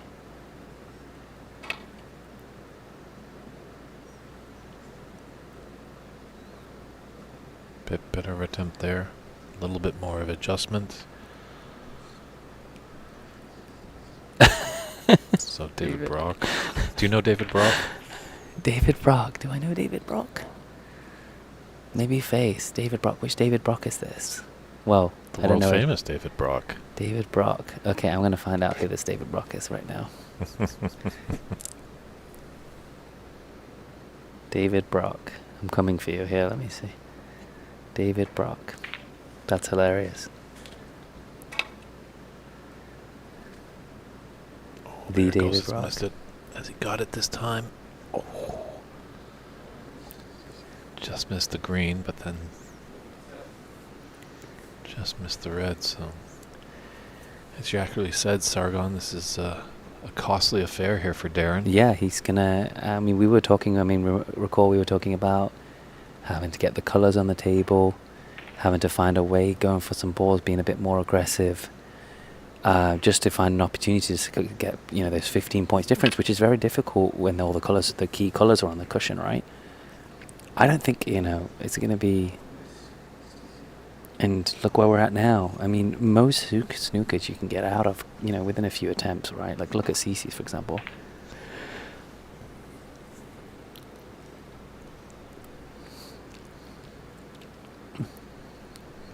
You know, I don't see... I don't... And I didn't see the last shot, but I think he went by the green again, right? Is he doing that again? Just flicked into the green on the previous shot. Yeah, that was what we were talking about the first one, right? That's the problem with the right. He's going. What a shot. There it is. What a shot. What a shot. You know, It's funny when it's the fifth or sixth attempt. You're like, why didn't you do that first time, right? You always think like that. might be in a bit of trouble too here. Yeah, see, he wants to... If he can get it close to the pink, that'd be great, right? Get it close to the pink and don't leave the red on the cushion. Or over the bag. That's a good shot. So you always want to push it or leave it around the bag, but not in front of it, because, I mean, any contact, you might push it in. So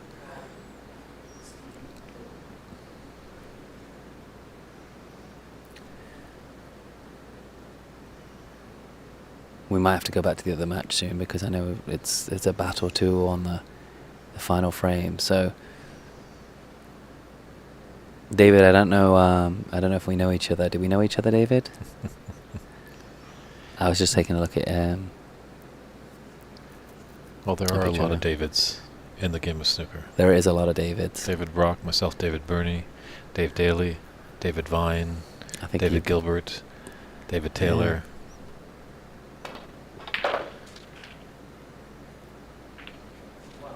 Oh.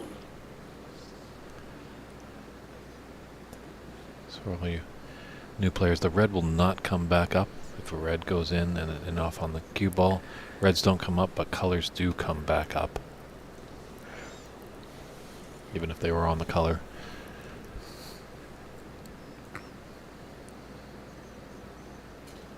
So, I mean, he's 7 points up here now, and he just needs to the blue. So, see, so although we were talking about, it's important, oh, swept his feet. We were talking about earlier, Dave, right? We were talking about how pink and black is in a great position for Darren. Well, now it's actually come as a curse, right? Because these 3 balls, he's quite easy, well, the green and the brown he should make. Blue is a little bit tricky. I think if he's dead straight in the brown, it makes it a little bit tricky. Oh, got you, David. Okay. Nice to meet you, David, anyway. So.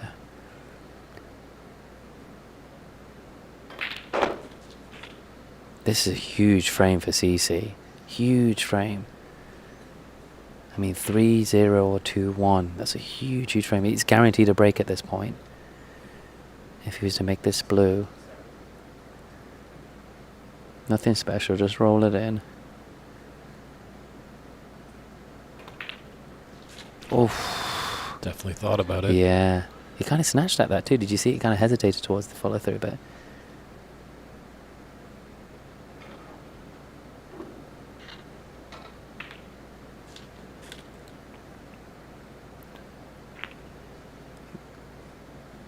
I mean, you got to go for it, right? I mean, it's 1 snooker, I believe. So, oh no, 2 snookers actually, sorry. He's going to go for it. 21 in it. 13 on the table.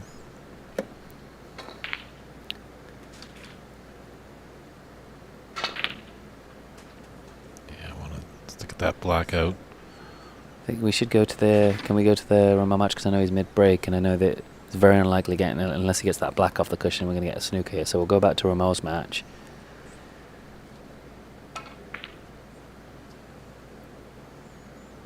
Okay. So this is going to be a gritty game here.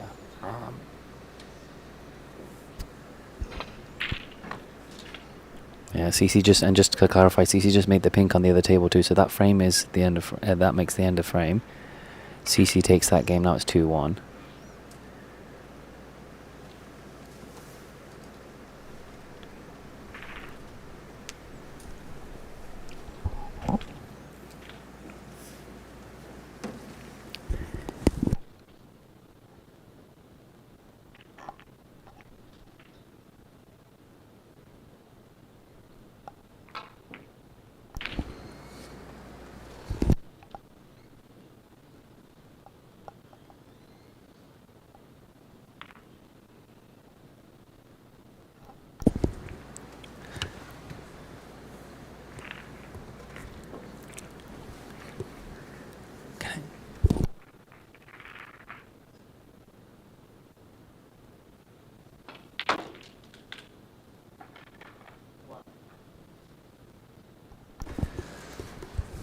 Okay.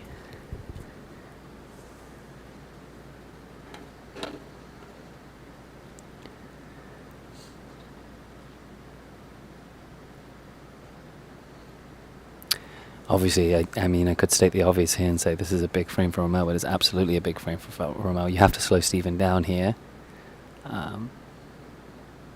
Both great friends of mine too, so It's interesting to see. It's hard to see somebody take a loss here.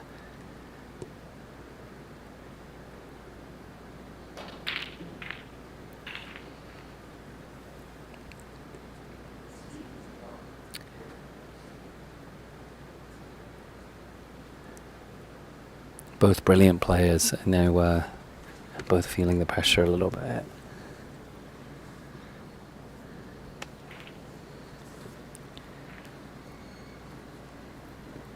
That was a bad mistake by Ramil.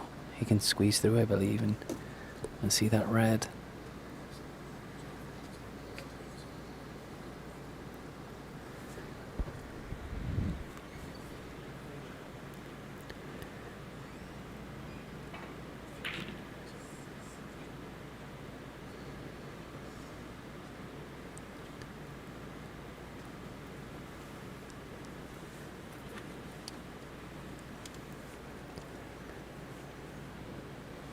I don't see many options here, actually.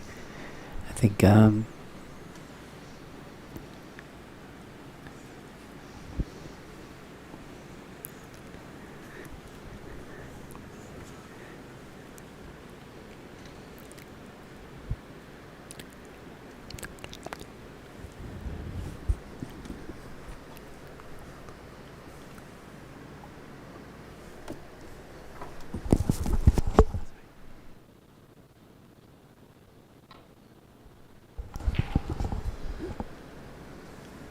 yeah, that's the right shot right there. I mean, he's...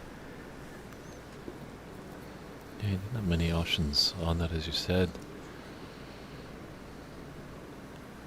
Yeah, and just to kind of take a little bit further what Ivan's saying, right? I mean, the standard of the pros is unreal, right? These tables are super, super tight, and those phrases are used a lot in pool and snooker and stuff like that, but I can promise you guys these tables are super tight. And that was a great shot right there, because he used that angle there to cover the left red as well to get back to the balk. I don't think you can see a red apart from the red by... Yeah, it just goes to show you how tough this game is and how proficient the pros are. Spending hours upon hours of practice. I know a lot of people, a lot was made up of Luca Bassel, 2023 world champion. You know, he came off and said in an interview he wasn't really practicing that much, and kind of the media ate that up a lot, but we were fortunate to have him do an exhibition at Ox Billiards. That's brilliant. And he was telling us that when he started, you couldn't get him away from the snooker table. He was in there 12 hours a day just practicing. So yeah, I think he does have a point sometimes. You're not going to find your game at these big tournaments. You've done all the practicing leading up to it.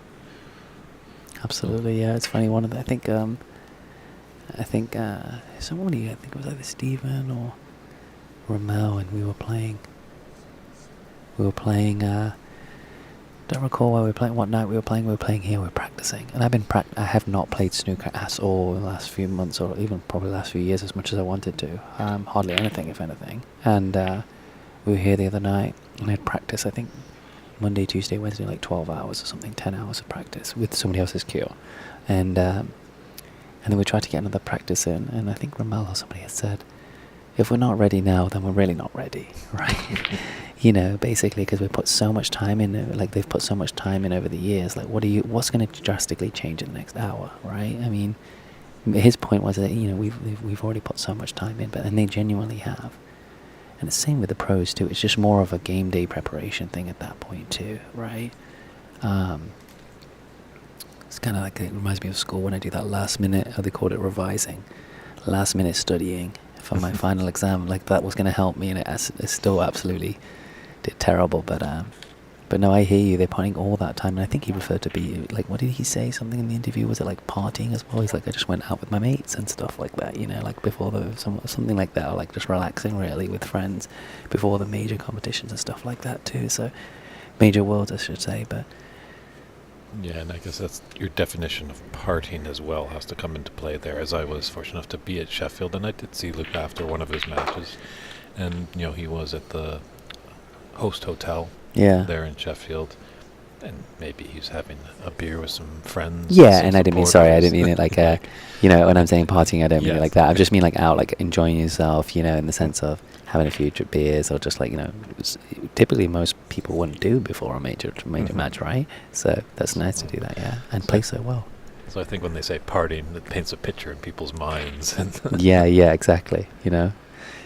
Or like when you say you're out with your mates, it sounds more, you know, like, hey, like you've got the glow sticks out in the middle of a dance floor somewhere, but that's not the case, you know. But anyway, so.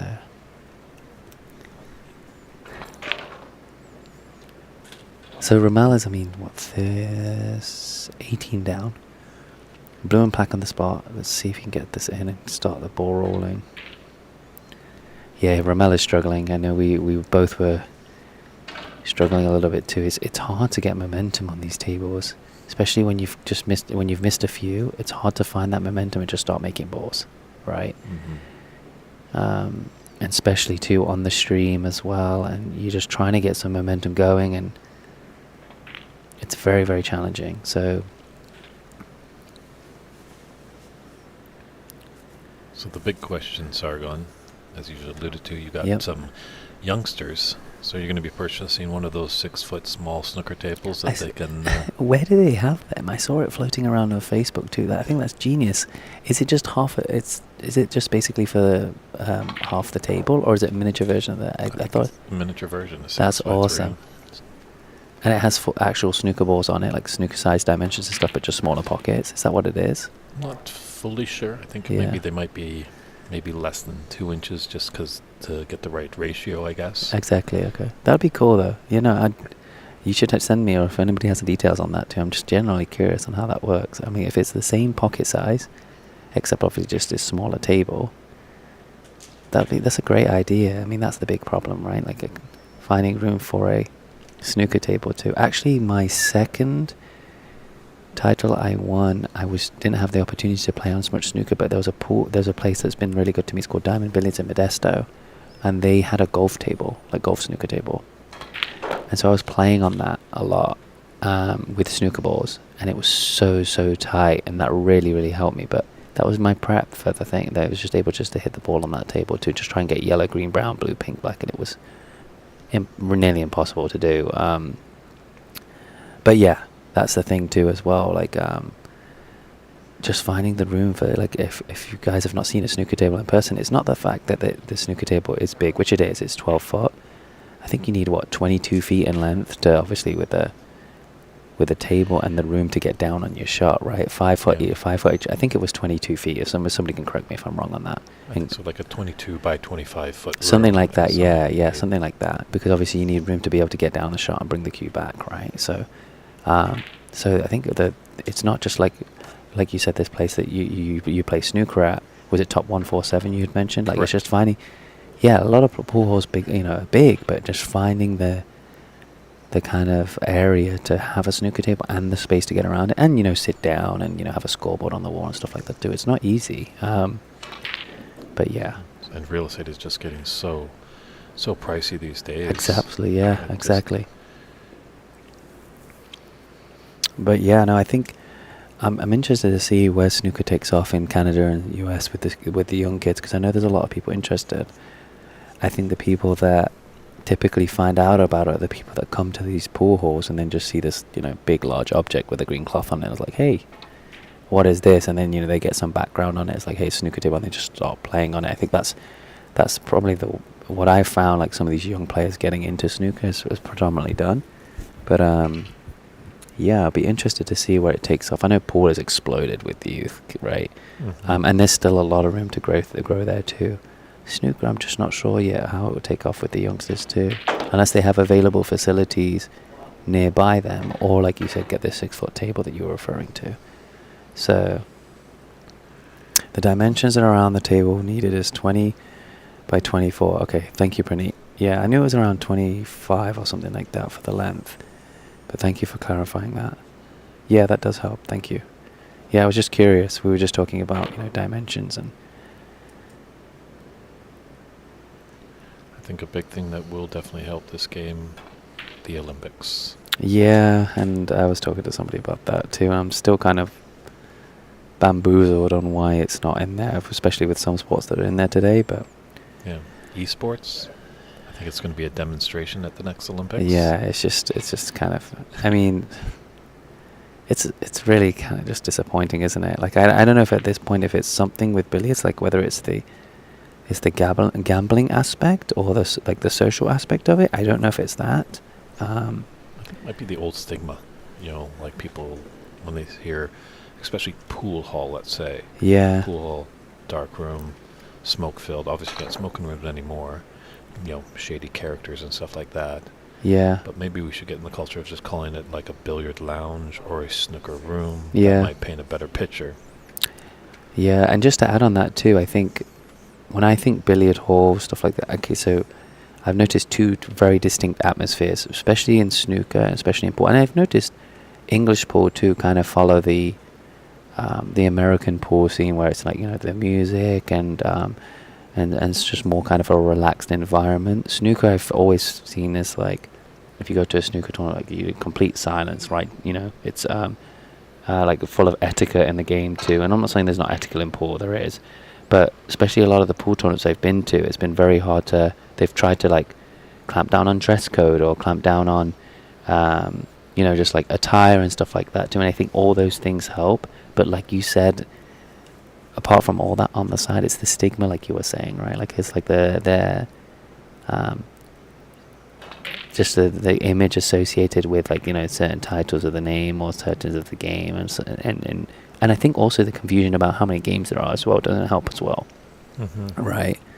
The interesting thing is you go, like, lots of places have small bar tables at any pub or bar establishment. You usually run into a pool table, so there are a lot of people that do enjoy their cue sports. Yeah. Because I know when, like, we're not just talking just getting only snooker into the Olympics, but they were talking about other disciplines, like I think English billiards and 9-ball and snooker would be the three that they would bring into the Olympics. Yeah, yeah. I think as well a World Cup, bringing that back onto the circuit and getting in touch with other countries. As much as, sure, we put an American team and a Canadian team over in the World Cup, are they going to fare as strongly as the English or Scottish team? Probably not. But hey, but that's a World Cup, right? I mean, you see you see plenty of events where they send participants and like they get smashed by other countries, whether it's in many different sports. I see that all the time too. But it's about having that ability, like you said, to be able to participate, right? If you choose to say, maybe it'll be completely different. Like World Cups, like the standard would be from, like you said, from the lowest to the highest. But like you said, getting people together, it would be a huge opportunity to be able to do that too. And it just increases growth for the game too, as well as viewership and all that stuff too. But no, I agree with you. Inspires, if a fellow countryman is like, hey, I'm from Canada or I'm from America, and so is that person, and they're playing this game. That's kind of inspiring. Exactly, yeah. If they can do it, why can't I? Yeah, absolutely, yeah. So anyway, back to the game. I think Ramil's got an opportunity, so it's 50. I'm just doing the maths in my head. It's 45 in it, so it'll be good if he got a snooker here, actually, but I mean, he should be able to get out of it, so. Yeah, he went too far, I believe. What time is the final? That's a good question. 2 p.m. Pacific Daylight Time. We are on the daylight. Obviously, that's interesting function over here in North America, where sometimes we're on standard time or daylight time, but it's 2 p.m., so that'll be coming up in about 3 hours. That's when it's scheduled, obviously. There will be a little break between the semifinals and finals.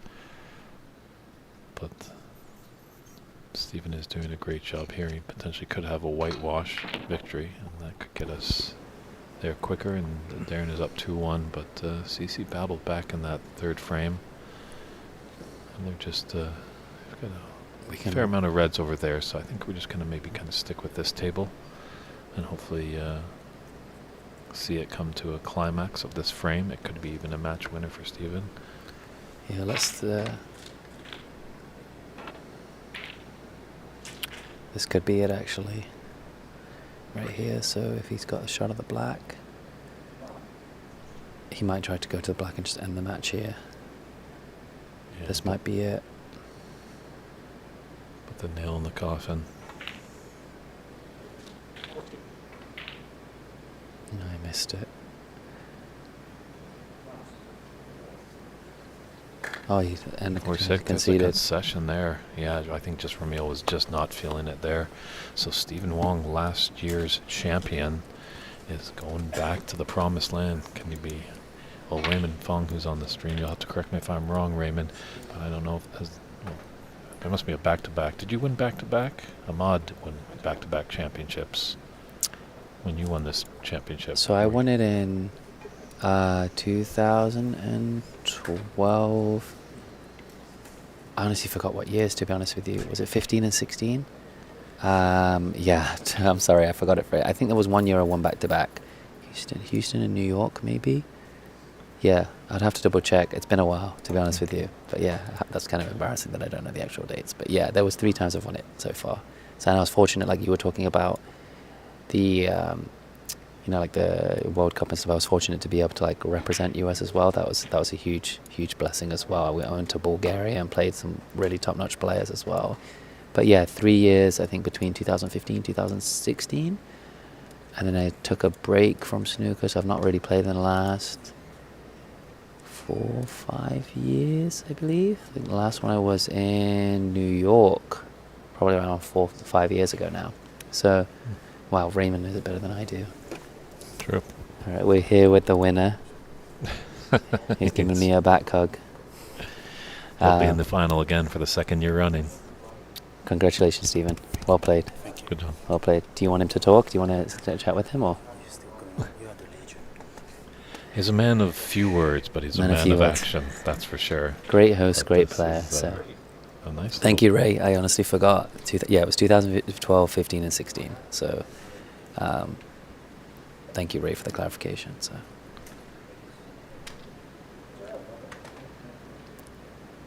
So this is definitely looking promising here for Darren. Yeah. 30 breaks so far and counting.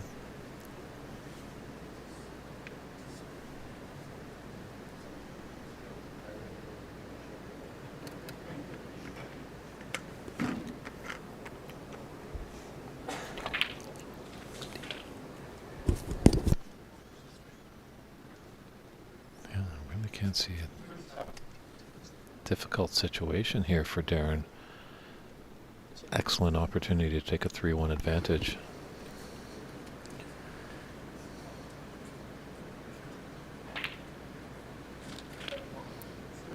He cues so smoothly. It's like it's just very robotic. I love it. His cue's very light as well. I don't know if I said this, but it's 16 ounces, so very, very light cue for a big guy as well. Easy cannon here on the red. Beautiful shot. Probably that red went a little bit further than he liked. So from a player point of perspective, Sargon, Mm-hmm. what do you feel in here as your CC sitting in the chair? Are you letting your mind kind of drift away about something more pleasant? You know, that's such a great question. So if somebody can pull up the name of the gentleman, there's a sports psychiatrist actually, and he was, and I'll go back to what you said, but I'm leading up to it, sorry. So basically, sports psychiatrist in England, and he works with all these famous teams and different teams and stuff, and different sports I should say. And he was talking about the complexity of snooker, and he was talking about, he's worked with many people, but there's no game like snooker. And the reason he was saying that is because if you think about it, there's 2 things. One is there's no game like, and he didn't say this, but something I was talking to some other people about this, and I'll talk about his point, but he was talking about there's no game where you, or maybe there was 1 or 2, but where you can't do anything when somebody's at the table, right? You just have to hope they miss, right? Every other sport, you have an opportunity to stop them, right? Like football, and when I say football, there's soccer here, you have the ability to, go take them out, slide tackle, go defend, right? Any of the American football, you have the opportunity to stop them. Tennis, you have the opportunity to hit it back. Like, there's no sport where you just sit here. And then he was talking from about a psychological standpoint. It's like, if you imagine these pros are, making, and yes or no, sometimes they're not the quickest players, making centuries. You break off, and it's not like a safety battle, right? Like safety battle, you get back to the table, you hit a ball and stuff like that. But when they're in the ball and then on the table, even pool, same thing, right? Like the running, breaking and running, breaking and running. It can be one of the most ruthless games mentally. So for CC now, he's fortunate that he's got a break, right? Because he took that last game, so he's guaranteed a break. So he's going to have to just come back, get some fresh air too, and he's just going to have to go for it. I mean, and just let things go and go for it. You'd rather want to go out swinging, but Darren's such a good player too. He's going to try and keep him tied down, keep balls locked up. And as I say that too, he just made a great break of 62. And that should be the end of frame 16. Yeah, CC just nodded in concession there. Yeah, nodded in concession. So Darren in a commanding 3-1 advantage here. Let's continue to hear these great insights here by Sargon as Dave Daly sets up the frame. So please continue. That's some good. Got some good stuff. I must admit, you're quite correct. Like in golf, you're kind of playing against the course. Sometimes, and maybe match play. But you can still do something. Absolutely. You're in control of your shot. Yep, absolutely. Yep. There's my mugshot. That's where we are right here. The United States. You want me to interview Stephen? Snooker Association, www.snookerusa.com. That's where you're going to find out information about hopefully some great upcoming tournaments and programs that they've got going. Obviously showing that Tepshai Unu exhibition that will be happening here at Embassy come December. That's going to be lots of fun. So a great resource. Great to see updates there at snookerusa.com. Okay, I think it's my time to step out. I think you guys are going to be interviewing Stephen Wong. So I will step out. But thank you guys for... just before I jump out, I just want to say a few things, if that's okay. So, just in case I'm not back on the mic. But yeah, thank you guys for all tuning in. We couldn't do it without you guys as well. And, thank you for Embassy as well for hosting. And looking forward to, and then there's a lot of other people here like Mike in the chat, and there's a lot of other people too, players, club owners. But yeah, looking forward to the next event. I'm not sure where it'll be, unless they've already announced it. But thank you guys for all the support, and thank you guys for streaming. David, I appreciate that. And I'll pass it back to the rest of the team. I think there's going to be some interviews coming up as well. So yeah, and if anybody personally has any snooker questions, you can just reach out to me. Feel free to shoot me a message. I'm on Facebook too and some other social networks too. But yeah, feel free to ask any questions. But thank you guys for all your hard work too. And it looks like Cece's in the balls here too. So I'll put myself on mute and step out real quick. All right, take care, guys. Thank you very much, Sargon. Great insight that we saw there. A man that definitely knows the game inside and out as a 3-time champion. And we really appreciate it. He's got good knowledge of the game, and that's definitely coming from the motherland over there in Britain. He's got a good background, so. Yeah. So back into this match, so CC's definitely is up against it here, but as we've seen, it can be tricky getting that final frame to get over the line. Darren experienced last night. Seemed like he was on autopilot, just steamrolling Renat, but then unfortunately Renat was able to come back. So let's see with Darren, he doesn't want to repeat that. So last year's champion, owner of Embassy Billiards, finalist this year, here he is. Yeah, Stephen Wong again comes in the booth. Yes. The man of few words, but big actions on the table. How you doing, Stephen? I'm still nervous about the last red. Yeah. Mm-hmm. Yeah, Ramil today not too good. Just take the chance and shoot, then win. I don't know how you can be nervous. You look like you have nerves of steel out there on the table. This is just talking like the game is difficult. No, I'm feeling nervous because many good players right here. I want a good show and defending champion. I want to shoot. I want to break. I want everything. I want to win. I want the trophy again. Yeah. Well, you're doing a phenomenal job of Yes. being able to turn that switch off. Obviously, hosting the event in your club, there's got to be times when you'd be thinking, oh, there might be something going on. I might need to be attending the club needs. But you've done an excellent job. You do have an excellent staff here that Thank have you. enabled you to turn on that player switch and Yeah. turn off the club owner switch. Yeah, I want everyone enjoy the tournament, enjoy everything right here. It's been fantastic. Everyone, the whole staff here has made us feel at home. Yeah, thank you, Wayman. I miss you. I miss you, Wayman. You should be here. Do you miss him so you could beat him again? Is that what you're implying there, Stephen? No. Because we are old friends about 20 years Mhm. already. Yeah, that's why I want him be here. Always good seeing old friends, that's for sure. Yeah, thank you so much. Thank you, everyone. I have to prepare for the final. Okay, Stephen. Thank you Thank you. very much. Thank No you. problem. Thank you Good so luck in much. the final, which will be coming up at 2 p.m. There he is, everybody. You'll be seeing him at about 2 p.m. Pacific Daylight Time in the final. Will he play Darren Taylor or CCU? Time will tell. Thank you. Thank you, Stephen. Thank you.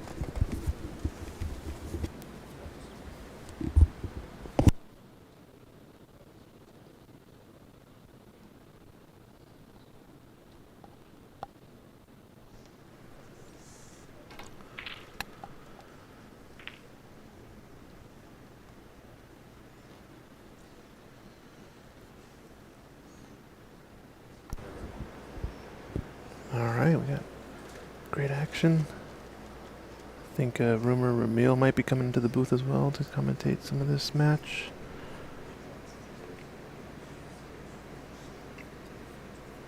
Got another grinder frame at the start of this one. Feels like Darren on the cusp of punching his ticket in. Stephen awaits.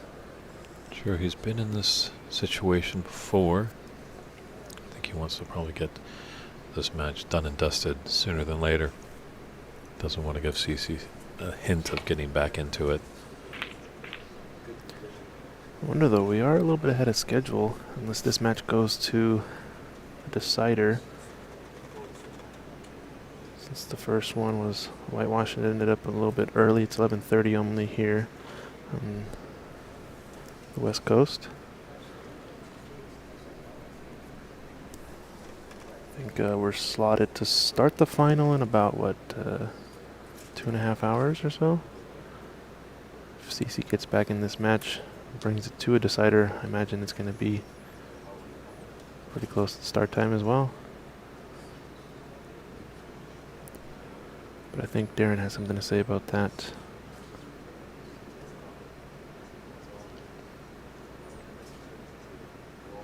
Yeah, here's over to get that first red. That black's in a nice spot there. Ooh, look at this split here. Wow, big shot for CC. I think we're gonna get Ramil into the booth. Be right back. Yeah, CC's just got to transport himself back into his home club of Empire Billiards up there in Renton, Washington. Just feel like this is a practice situation. We're very fortunate enough to have another special guest come into the club, the man that has done so much for the snooker scene in the rising sun state of Arizona. It's Ramil Azmat. How you doing, Ramil? Hi there. Good to see you. Good to see you. Congratulations. That was a tough loss, but Stephen's quite a competitor. Yeah, I just couldn't give him any resistance, really. My hand got locked. I mean, I couldn't see angles, anything. Happens to me often, but more like in practice. It was a little bit annoying that happened in this occasion, unfortunately. That's when the good players, they know how to snap out of it and get on with it. And yeah, that's a difficulty I'm running into. Well, it's been nice to see that you practice what you preach. as when I was watching some of your matches, when your opponent needed snookers to get back into it, you were just rolling those object balls over the pockets. Right. I think you were very adamant early on when you were in the booth last. We saw one match where we couldn't understand why they just weren't rolling that pink over the pocket. Right.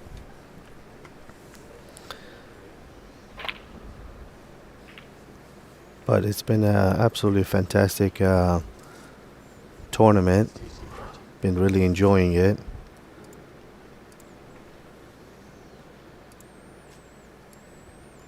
Yeah, I was really hoping that I could be in the final with Darren, be all Arizona, The AZ final. boys represent. AZ boys, yeah.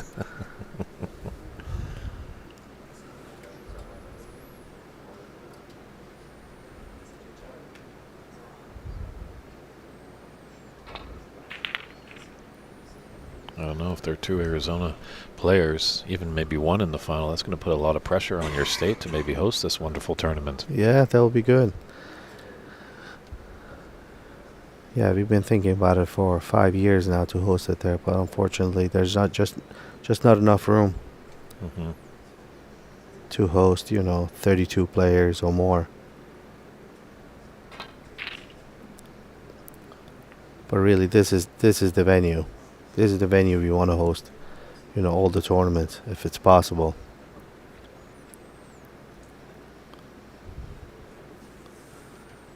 Yeah, it's always 72 in LA, so the temperature's right, Right. but we're mostly inside.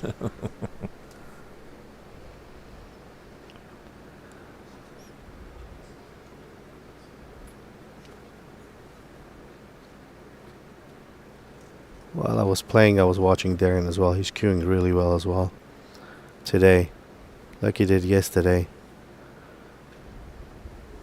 I really never seen Darren having a bad day when we practice with each other. It's always tough practicing against him. And when you play a best of 5, best of 7, you just drain for the whole day. You want to go home and take a nap. And he just keep on going, playing the next one.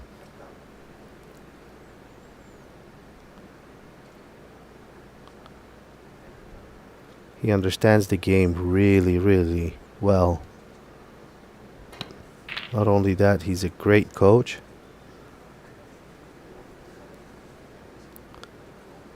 As well. Yeah, when he was in the booth, he's letting us know that Mike was one of his pupils. Yeah. Mike, who plays, I guess, out of your club out there in Arizona. Yep. So it's quite nice that we have those great people that can just pass off their knowledge Yeah. to the future generations.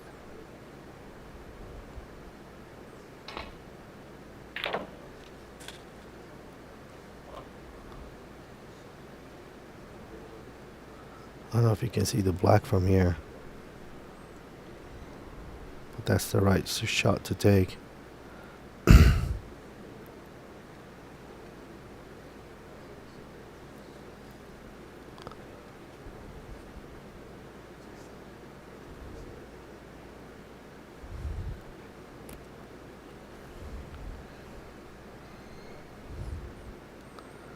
Cece really played well as well to get here to this stage.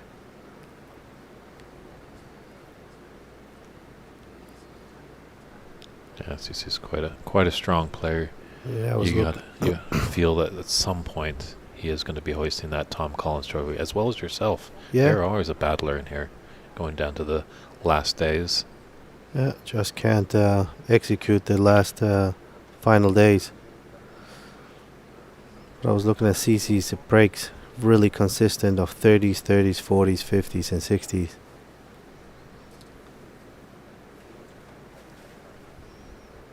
Gotta stop watching those Jimmy White videos and see some Stivian 100 videos. Yeah.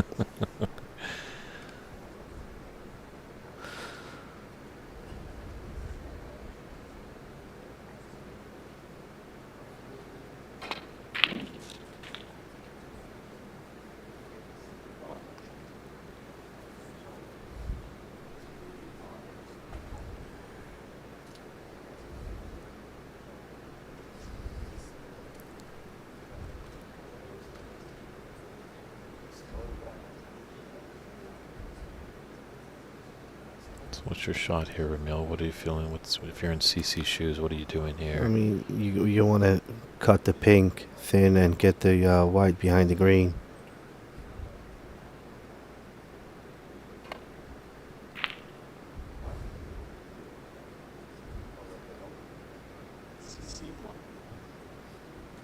Or he could do this. Same outcome.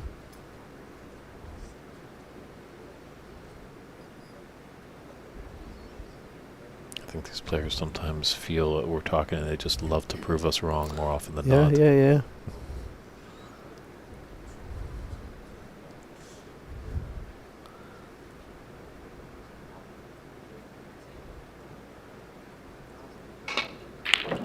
I'm the type of player, I like all the colors in play. I don't like him, tight to the cushion. I always try to open him up when I play. It's a good attacking kind of strategy, I guess. Right, You right. want to get into the balls.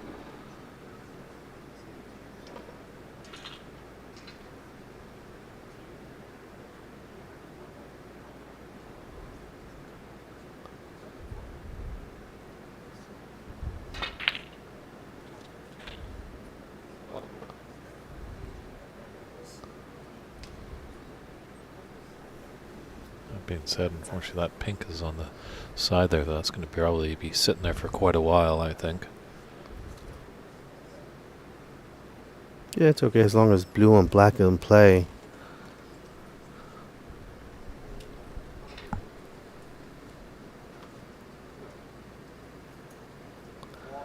Yeah, he's a little bit awkward in queuing here because of that red.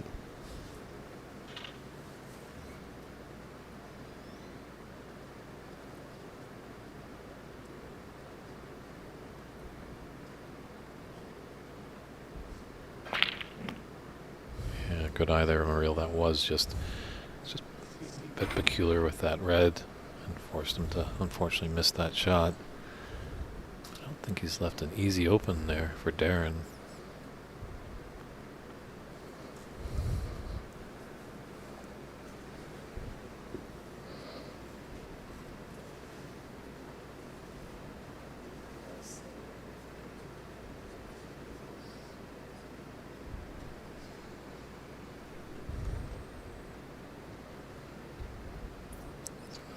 This red does go into the side, but I think that red near the blue is blocking the black to go into the top left corner. So I'm just going to clip up and hopefully get behind the green here.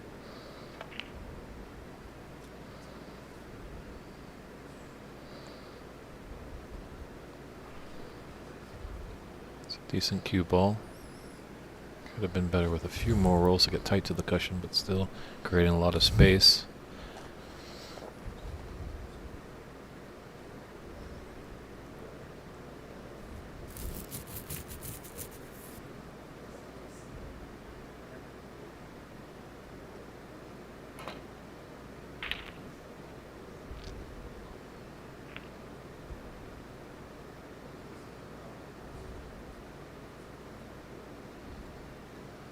Got fortunate here a little bit.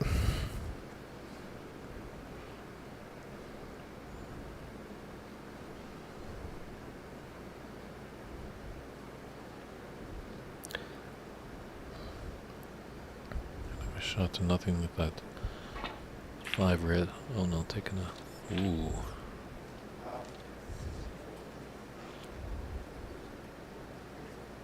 Yeah, I thought he might take that. So 3 reds, kind of that circle, half circle there. There's one in the middle.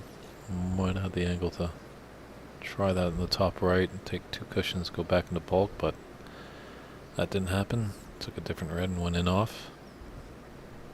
I gotta say, Dave, even me sitting here, I can still not see the shots today.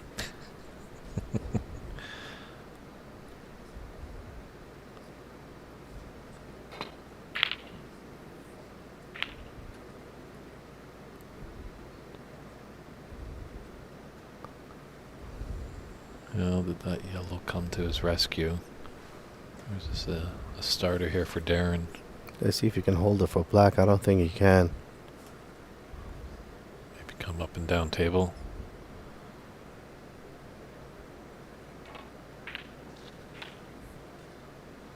Yeah, not enough pace.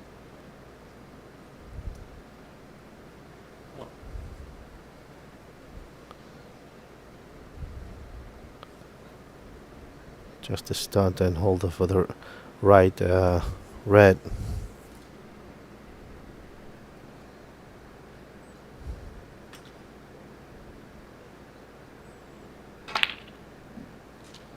No, he's really feeling it today.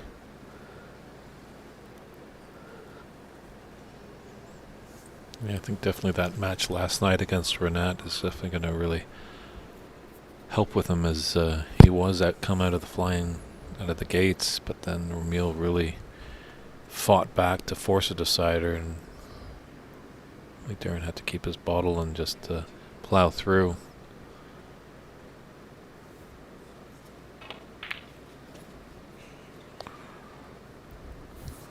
Just when we thought he was going to get going, that happens.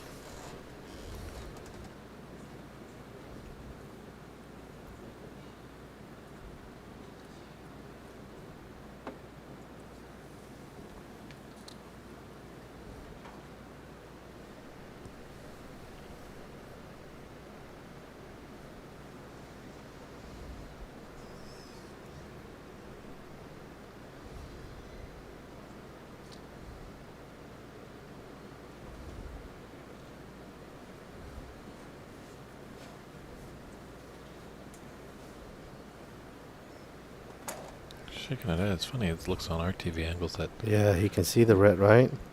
and draw back for the black, but maybe there's just an angle and he might cannon into the black after.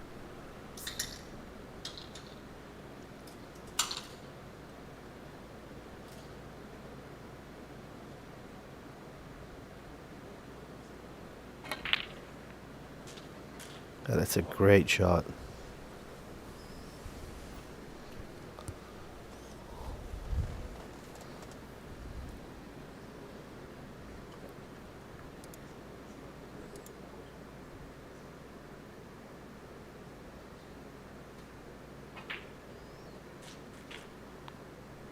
Just has to hold himself here. A good opportunity to put a lot of points on the board here.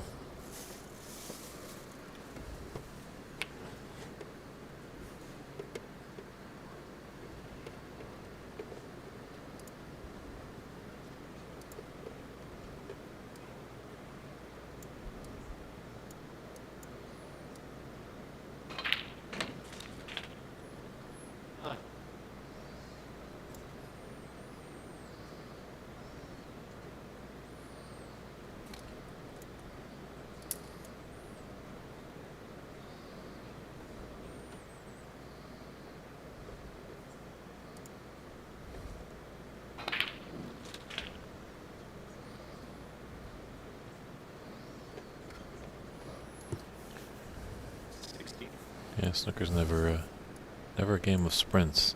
Slow and steady wins the race.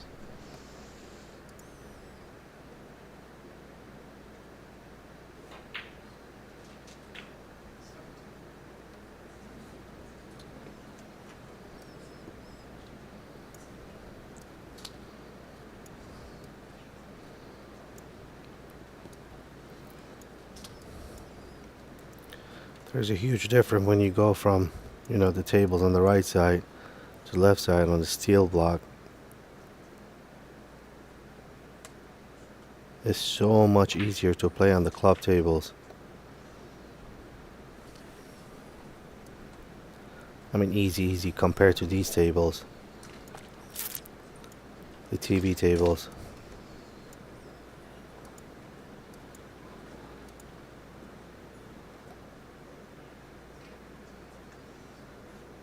Yeah, nothing Darren can do right now. Just hoping that CC falters a bit.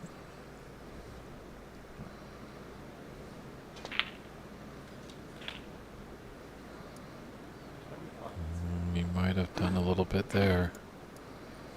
Not sure if he can get by this red for the blue.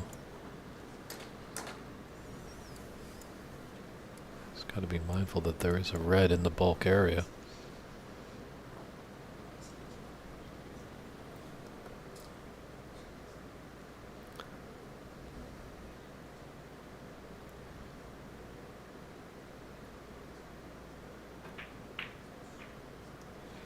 Great shot.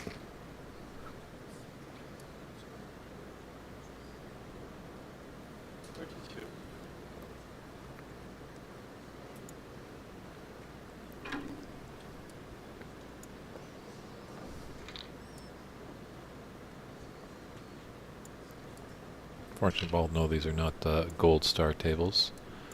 These are Riley tournaments, but our good friend in the booth here, Ramil, does have some wonderful star tables at his academy in Arizona. How do people find you, Ramil? Do you have a website that they can get in touch with you to get into your academy? Yeah. The website is azsnookeracademy.com. Mostly really just, yeah, they Google us when they're in Arizona, and word of mouth mostly. Yes, we're starved for great snooker tables, so when people hear of great conditions, word travels really fast. Yep. We are the exclusive distributor for zinc pie tables. Where do those tables come from? They come from China. The factory is in Wushan.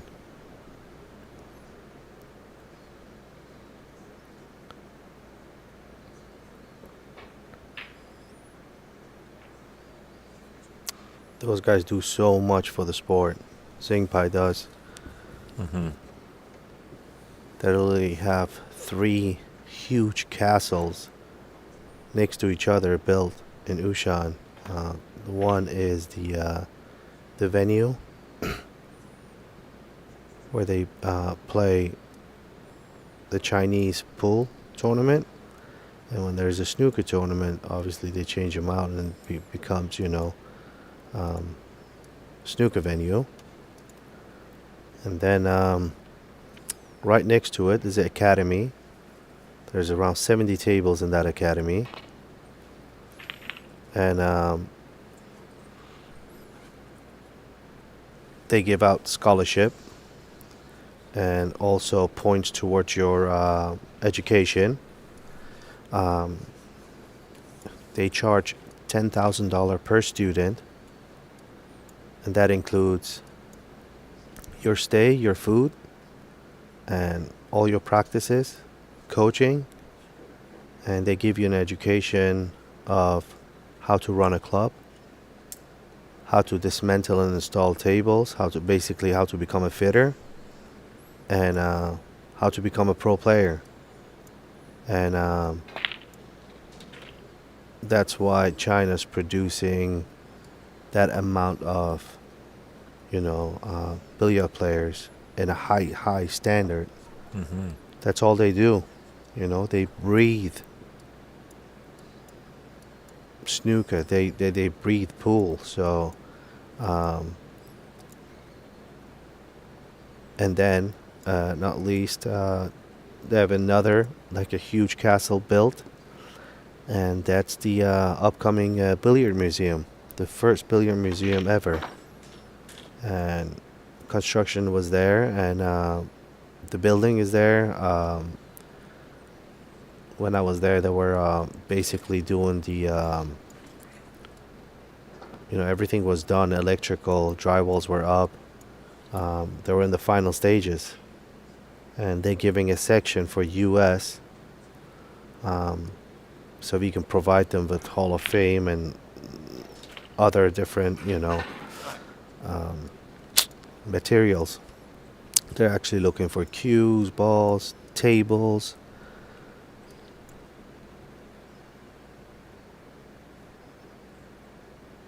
And they also had, in their showroom, they had Putin's permit table, which is pretty cool. So all those are in one section, those 3 things.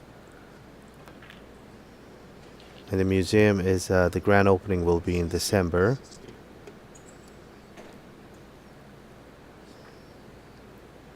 So 59 and 43 on. So Darren definitely needs a few snookers, but there's potential for a free ball.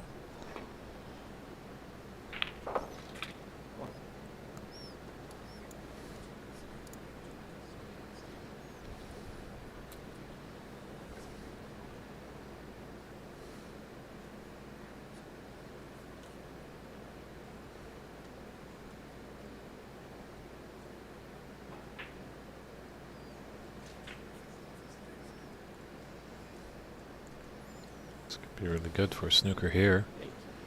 Yeah, here's his first chance for sure.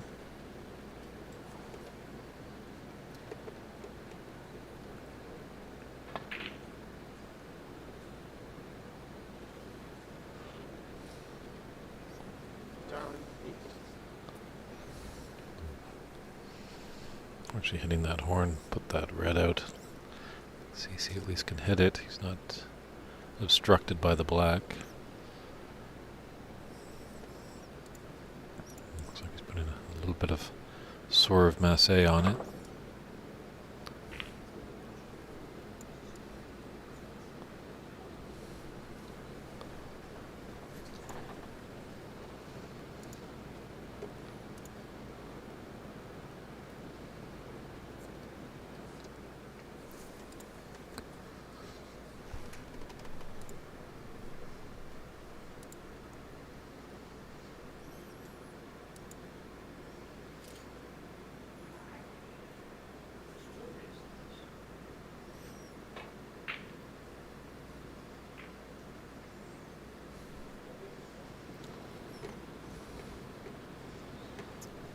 If this red drops, it's going to be a concession. Frame CC desperately needs to continue his hope of hoisting the Tom Collins trophy a little later today.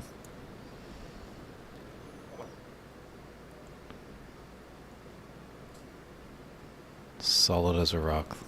Darren is there. No emotion at all, just completely focused. Yeah, we call him the T-800 Terminator.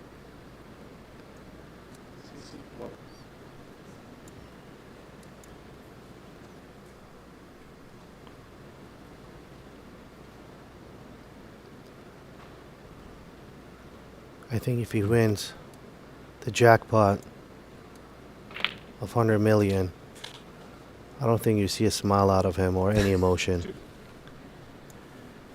We had a few chuckles in the booth, so there is a kink to his armor. I would love to see that. Did you take a screenshot? We'll have to talk to our stream producer, but you probably could look back in the stream and find it. And when you see him, the way that he plays here, that's exactly how he plays in practice.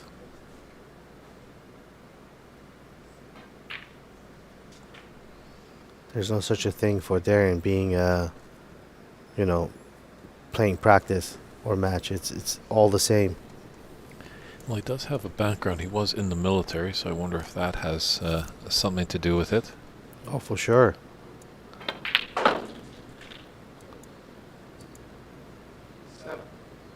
I don't know. I've been in the military. I'm not like that.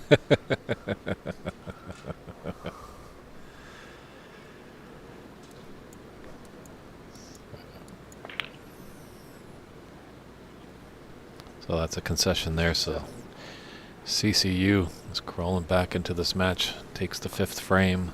Still trails 3-2. It's the 2023 United States National Snooker Championship live here at Embassy Billiards in St. Gabriel, California. It's free admission to come on down. We're appreciating all the viewership on the stream, but if you're in the neighborhood, come by and say hello. It's David Burney. I've got Ramil in the booth. Christian Youngers is doing some great work with directing the beautiful pictures. And as soon as referee Dave Daly has set up the frame, we'll commence with frame 6. Stand by, everybody.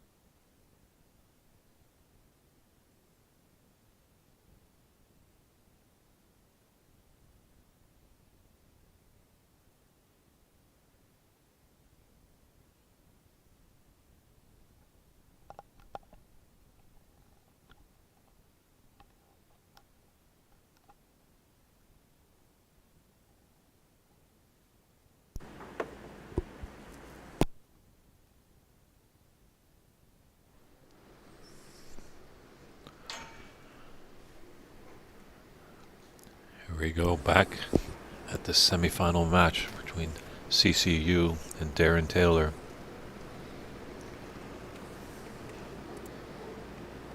Important frame here for CCU, trying to force us into a decider. Darren's been in this situation before, so hopefully he can get this match done and dusted in this frame. He doesn't want to go to a decider, as we saw it was lots of twists and turns in his quarterfinal match. Mm-hmm. It's awesome having Sargon in the booth. Ramil.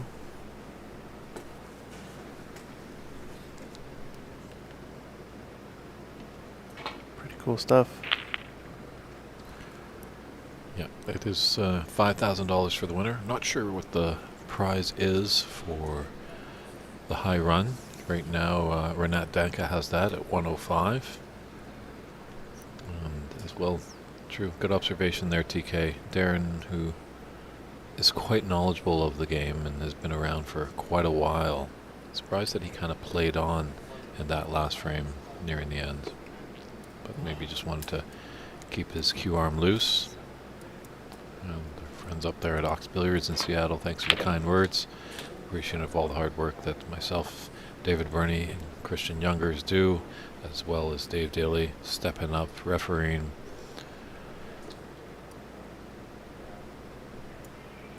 Yeah, it's awesome stuff here. He's not as tall as Jan Verhaas, but he is definitely as intimidating for sure.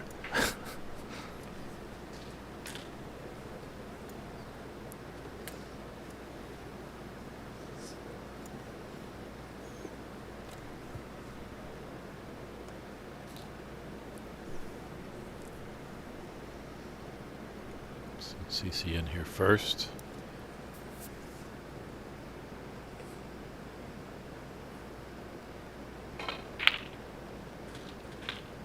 Definitely a different player than what we were seeing earlier. Got off to a slow start in this one.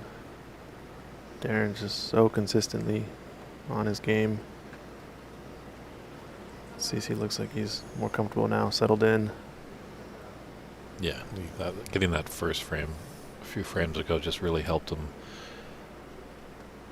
As we saw in our other semifinals, just Ramil was just never in that match. You know, Ramil was a very accomplished player, so sometimes surprising, but yeah, just when you're not getting that first frame, you just feel like you're struggling and just nothing can go right. And obviously it's equally as tough when you're going against a strong player like last year's champion Stephen Wong. Mm-hmm.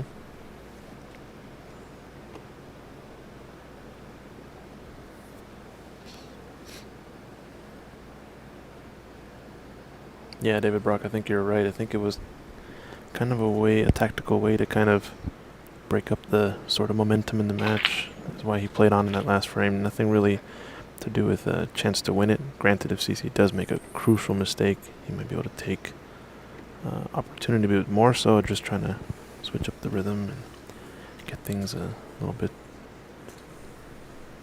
on a different path. Oh, the mind games in snooker. The sports psychology.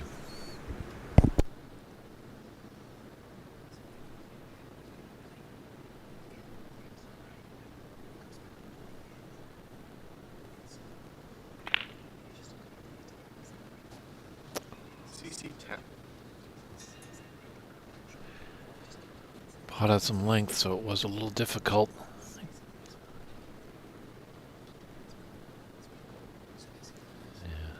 Don't think there's a plant there. He's just gonna glance out the left side of the bunch, get himself into bulk.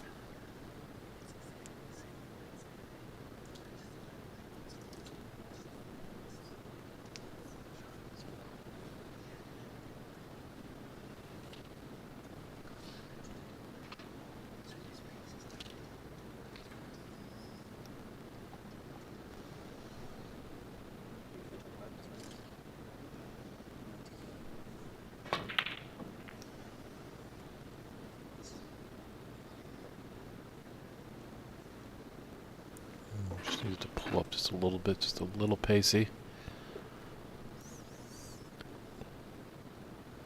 How's this? can see this red to right corner pocket.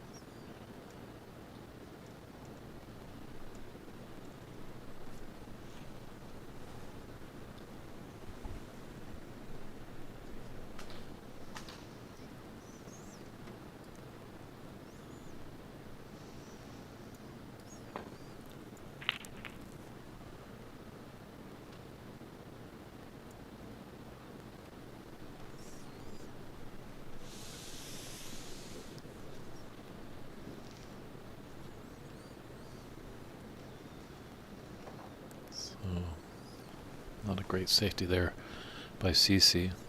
This red is on for Darren.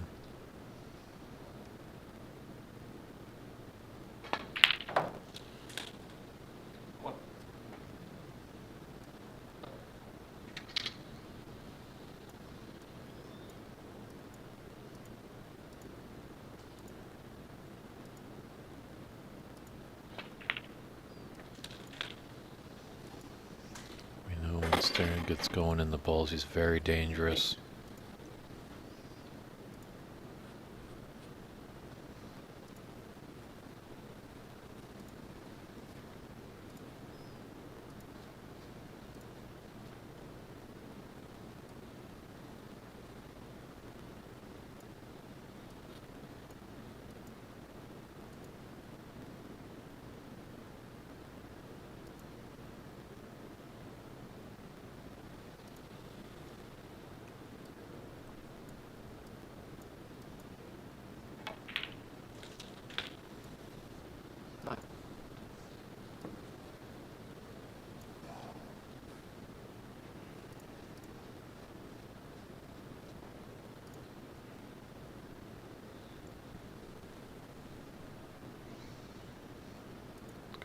Able to come into the bunch up here off the black.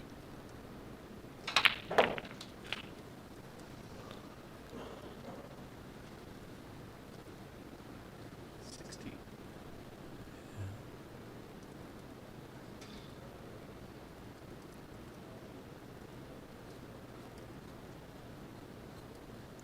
you can scoot through these reds and has the angle on that red by the pink.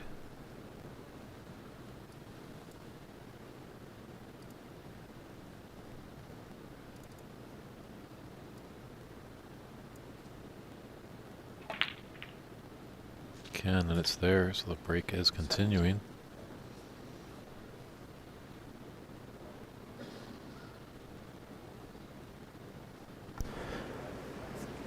So does Darren have enough?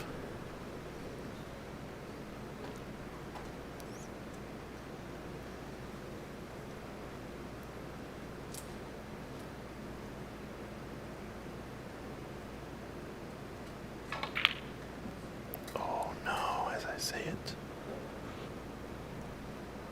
Yeah, just when you think Darren's going, sometimes he just stutters a little bit.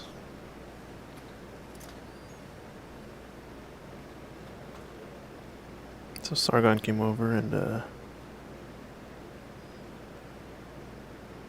gave me a little bit of a history about the Tom Collins trophy. We got a replica here in the room. You can see some of the old names on the nameplate: Ahmed Ali, Paul Kimura, George, Jack Kung, who was in this tournament, Tom Collins, and it dates back all the way to 1991, this trophy, I believe. It's a beautiful trophy that gets passed along yearly to the winner. So I guess this is a replica, this one that we have in front of us. I think last year they just remodeled it and have a new trophy to pass around. We'll have to get some shots of it in the room for when we bring it out for the final. But a little bit of a history there. USSA. Nice red, just unfortunate in just between with the black. A little bit short. Yeah, a little short, a little too long, just as I like to say, betwixt and between. But it does have the yellow into the left middle.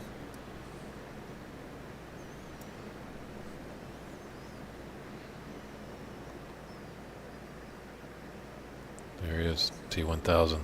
I've come from the future. I've been programmed to win at snooker. Oh, this speed's a little bit fast. You get a little cannon on this red. It's an interesting shot here. Early on in the match, I think he had a pot kind of down this top cushion and decided to take it on, and he missed it in the first frame, which he wasn't feeling too strong. I think later on in the match, he ended up having another situation like this and had a safety in mind, so he decided to play the safe. Will he take this on, do you think? Don't think it's going to go because of kind of the blind pocket it has. But if we start seeing pots like this go down for CC, I think it could mean trouble for Darren.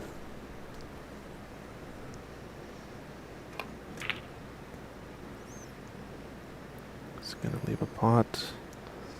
The speed's a little bit fast, and it caught the jaw of the inside of the cushion.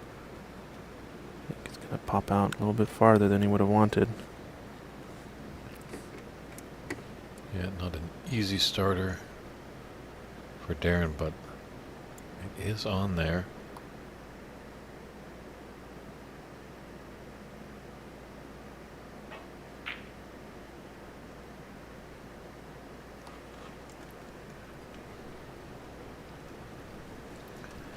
A little bit tricky. Did have to play it at pace so he could get a good angle on the yellow to come back down the table. So adding the pace just makes it that much more difficult. Doesn't give the pocket a chance to bring in the ball to its bottom.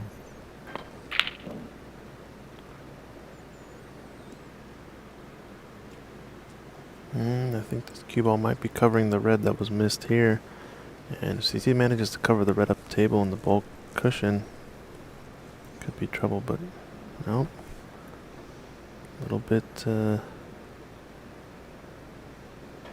safety here. Trying to play the force follow. Oof, didn't want the can in the green there.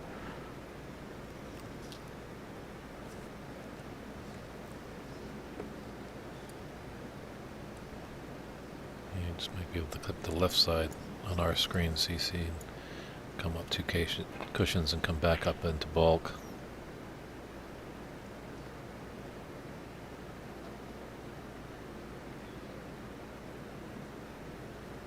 Yeah, definitely a momentum shift in this match. I mean, not along the same lines, but sort of a similar situation as the Renat match is going to go in. Oh, it's going to hold up. Where's the cue ball going to go? Wow, that red is on.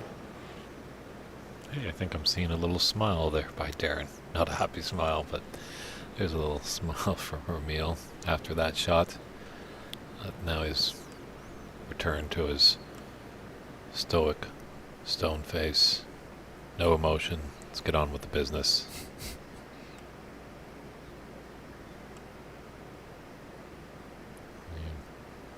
It's definitely tough to tell what's going on between the ears there with Darren. Funny enough, when we had Dharma in the booth last night, I was commenting on that he looks as cool as a cucumber, looks like he's always having a good time out there. And he was telling me that, he was very nervous, shaking around in his matches. So you don't want to really show anything to your opponent, because if they see a weakness, see a frustration, it's a perfect time to feed off that and really tie up your opponent.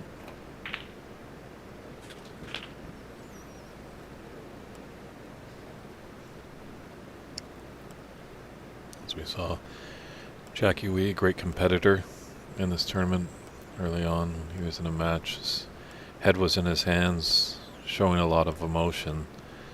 And luckily enough for him, his opponent didn't really pick up on that and punish him.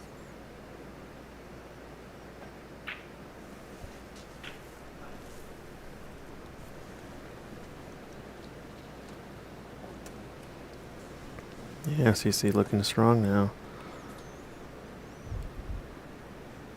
It's on a break of 13.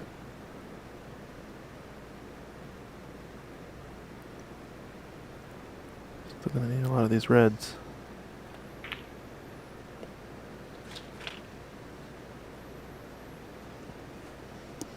Yeah, nice angle on this far right red of the 3 below the black. Just done up for the black, so good opportunity for CC. Ooh, that one thought about it a little bit. Little rattle. It's going to make your heart skip a beat. Looks like he's going to play for the right red to right corner next. Just float this black in.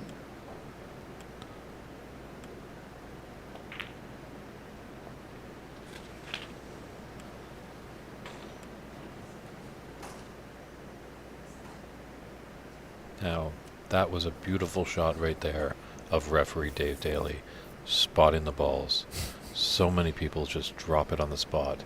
You want to bring that color ball onto the table and then just roll it on the spot. You start dropping it, banging it on the spots, dimples will happen and imperfections will come to the table, and you'll get an angry room owner looking at you in a non-friendly way. Mm-hmm. So all you newcomers, maybe even seasoned vets that don't know. Oh no.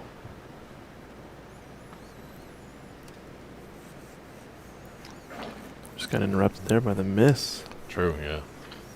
Uncharacteristic. I think part of the problem with that was he ended up a little bit straight on the black, so to force the angle up for that last open red, he ended up just overcutting the pot by a pretty large amount. Wow, I didn't think that was going to drop for a sec. Uh-oh. If this is blocked, this is blocking the blue, I think this could be bad for Darren. Yeah, no color on here, so he's going to have to play a safety, it looks like. Watch out, this red.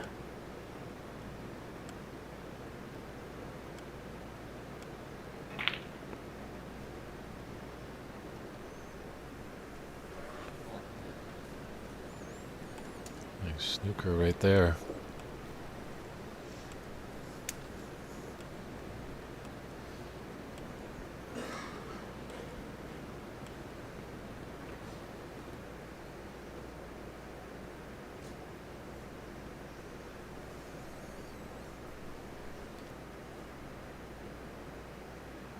Just gonna go around this side of it. One cushion escape. Just try to tap this red and not leave a pot on.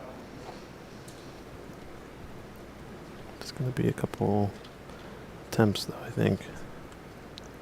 I think that one was... See if you can afford a little miss. Maybe that first one just kind of feeling out the angles there. Mm-hmm. Great little pictures right there.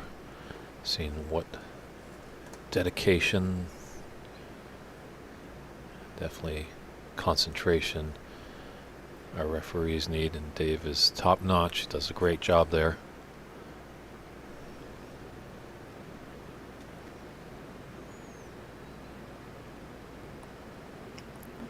You can see he's playing with a maple cue, not an ash cue.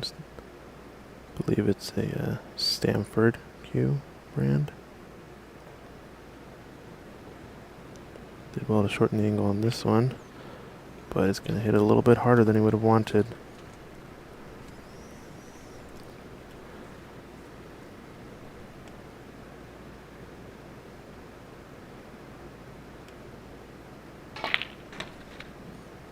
Oof, I have a feeling he was trying to open up that red. But alas, still has a blue or brown to play for, if he chooses.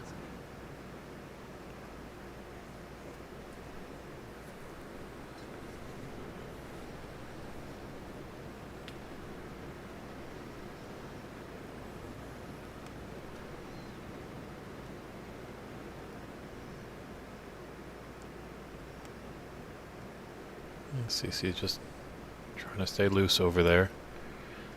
Just staying present. I think he's going to be too happy with the next shot he's going to have to face.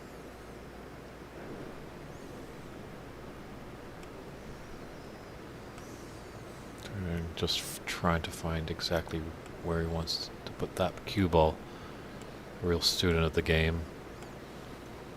A great teacher. Dominating blue.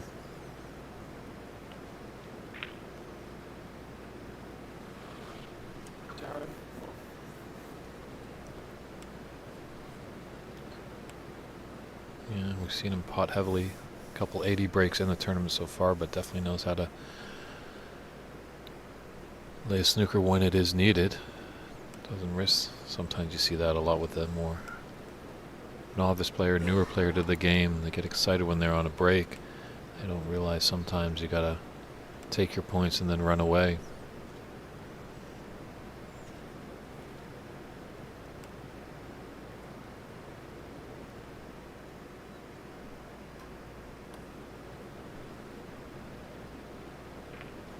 Oh, nice shot there by CC to make contact.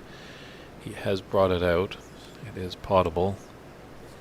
It's 23 points in the 6th frame.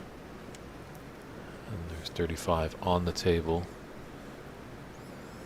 CC hoping to be victorious in this one to force a decider. Darren wanted to get this match done and dusted so he can rest up for the final. Wow. Seen a couple misses here from Darren late in this match. Combination with sort of a reawakening of CC's rhythm, I think, is it's causing this match to go the distance, possibly. Yeah, it seems like Darren is a player that gets out of the gate really quickly. Mm-hmm. Gets to go and put your back up against it, but he's just got to continue keeping that gas on the pedal. Needs his red to roll a little bit up table, and I think he's okay. And looks like a solid snooker there. Great pictures right there to show what Darren's dealing with.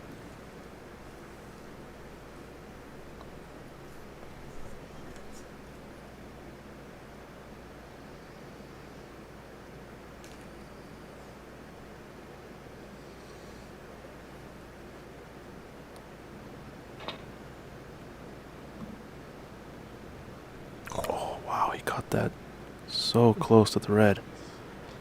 It's almost on the line of just potting it even.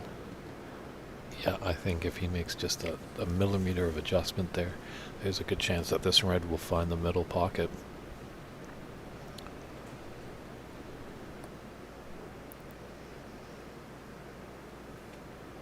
Seeing what it takes there to spot the balls. Let's go Dave Daly.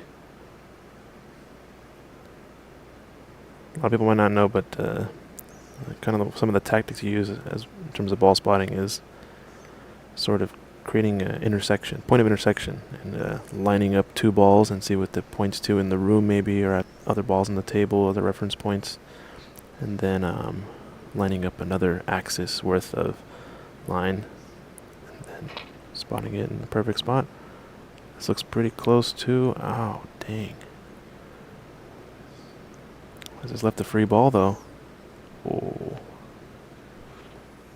Yep, free ball on. The benefit of this situation is that CC can honestly play to clear up here if he wanted to. I like that option if clearance is there. Looks like the black is pretty available. It's also, since Darren is getting closer, has an ability to maybe play a different snooker, but I think CC is going to be firing here. Play for pink, black has plenty of options.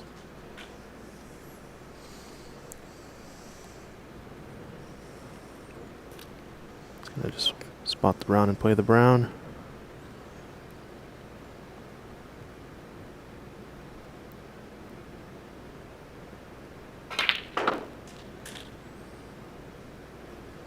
Needs this to hold up a bit. I think be a big moment for CC if he's able to clear up here, because keeps Darren in the chair. That momentum will be fully in his favor for the decider. Which, barring a few snookers from Darren. I think we are going to be going there. CC just having a glance up at the scoreboard. Yeah, TK called it brown. Makes sense. Or frame ball.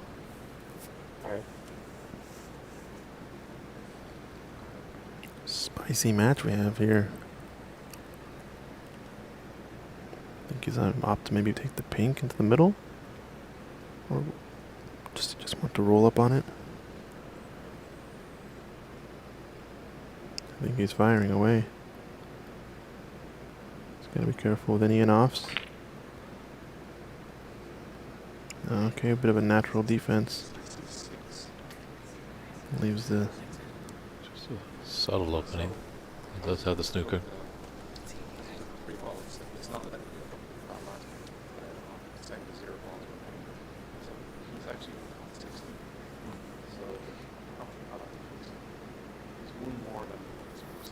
So Darren just getting some clarification from referee Daly.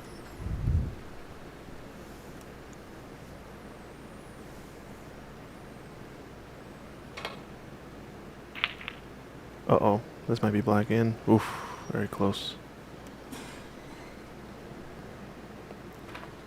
Well, managed to lay a snooker here, but not easy.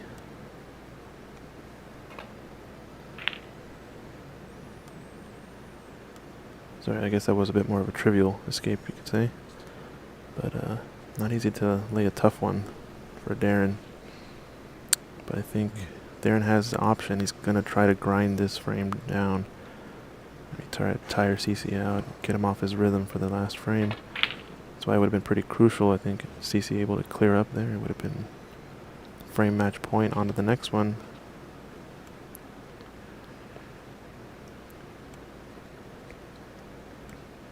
Yeah, so 36 in it. Darren does need 3 snookers. So sometimes when you need the 3 snookers, in fact, you need 6 or 7. Yeah, to force the 3 fouls, yeah. I think, though, it's, like we said, it's not... This Darren coming to the table is not necessarily about trying to really win this frame. I think it's more about trying to grind down his opponent and wear him out and slow him down, because momentum definitely has shifted pretty drastically.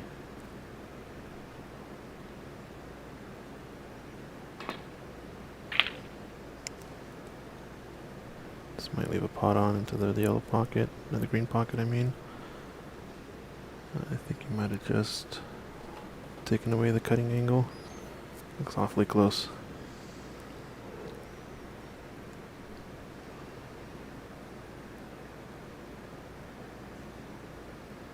Yeah, David Brock, right? I think he can believe he'll win now. If he gets to a decider. Anyone's game. Alright, gonna chew 2 cushions in behind the yellow. Doesn't want to get too close to the brown, because it could mean difficult snooker.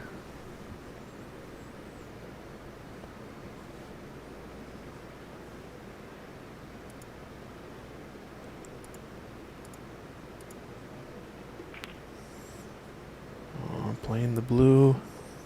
Very nice snooker. Got good speed, yep.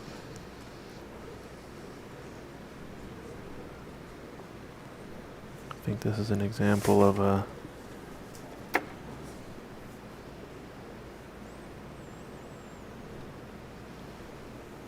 sort of the dark arts of the game. I'm getting an update that I think folks saying CC should be on 60. We'll check the replay, but I think so far both players. Oh wow, Good hit. Lovely touch. Good hit. It'll be difficult, but I'll try to wave down referee Daly and see. It is possible, but you know, both players and referee have agreed that it looks like the score is correct. So, you know, I don't think there's anything that can be really done here.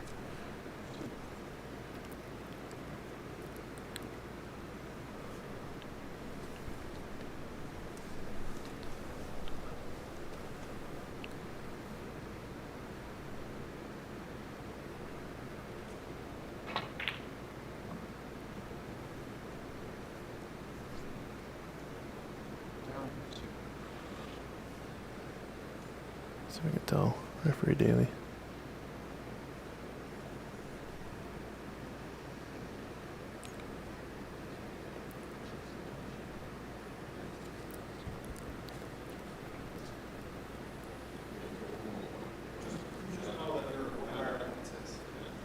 Okay, got it. Got a little.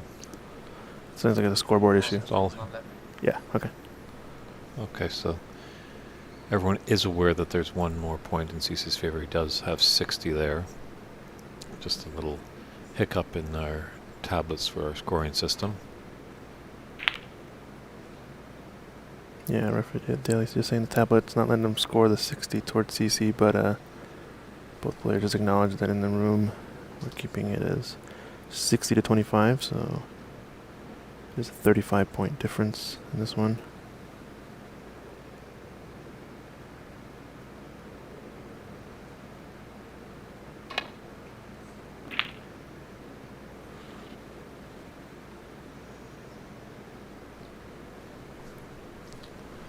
All CC needs to do is kind of just roll this there. Yeah, this is a roll up, just put it in the hole. Mm-hmm. Oh, he's going for the pot there. Wow. Great shot. That'll work too. I would say you're allowed to shoot it at pace if you make it. Definitely. Nice to see our friend in the chat, 570 Megan's on their way over. Be good to say hello. Very See you cool. in person. Like we said, Darren Bean down here. A lot of snookers left. It's not going to be about. It's going to be about the momentum shift in this match. If he can elongate the game, it seems like he'll play toward his favor. Because he wants it to go the distance in the long one.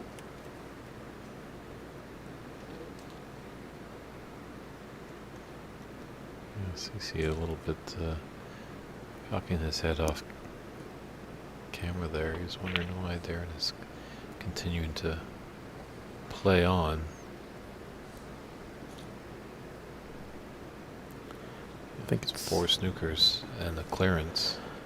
It's really only because this blue and black are tied up as well. It's going to mean the frame can go even longer because after they play safety on this brown for a bit.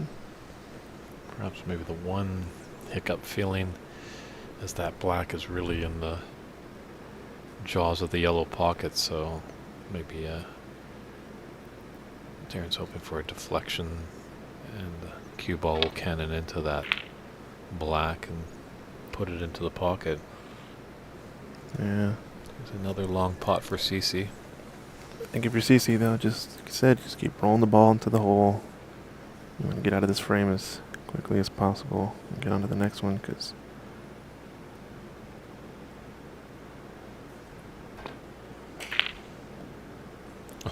oof.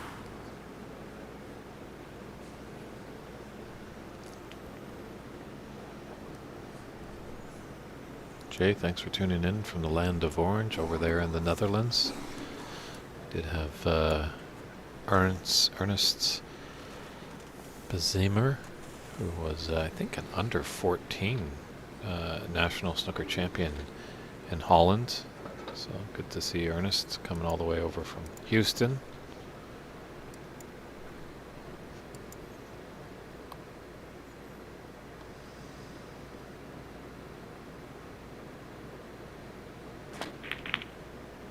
Uh-oh, dreaded double kiss. The DDK as I call it. It's got friends in Morocco's, and yeah, double kisses are only good in France. Don't know if we have any French viewers. Probably a few, I think, are tuning in from the Belle Province of Quebec up in Canada. Yeah, just roll this in. Get the blue out of the area near the black. Definitely that should do it. Imagine so, but And that's a nod of the head. So that's a concession, ladies and gentlemen. We are going to go to a decider in this semifinal match against CCU versus Darren Taylor. So stand by as Dave Daly sets up the frame. We will come right back with this exciting deciding frame.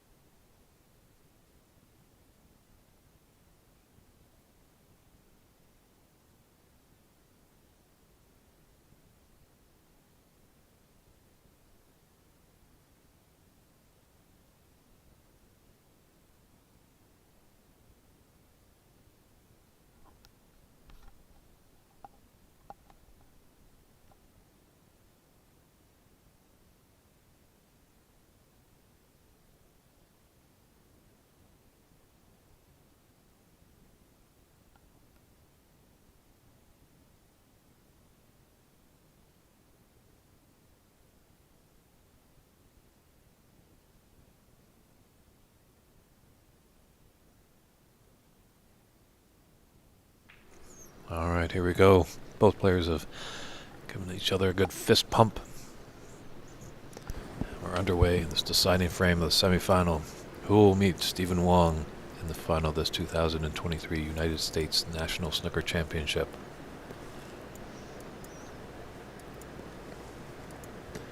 As we see that Stephen Wong actually is watching the stream in the chat room. I'm pretty sure he's hoping for a pretty 5-hour frame here. Just wear out both of these players. Yeah. Saying good luck to both players. I'm sure he's nearby somewhere, checking in on the stream. We're slotted to start at 2 p.m., which is in about an hour and a half. So I think either way, players going to get probably some time for break.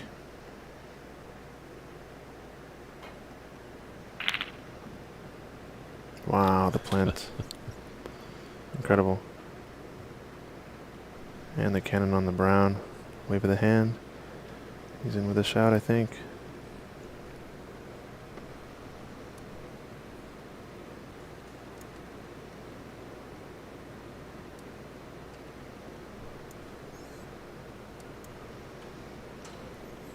Looks a little bit straight on this brown here.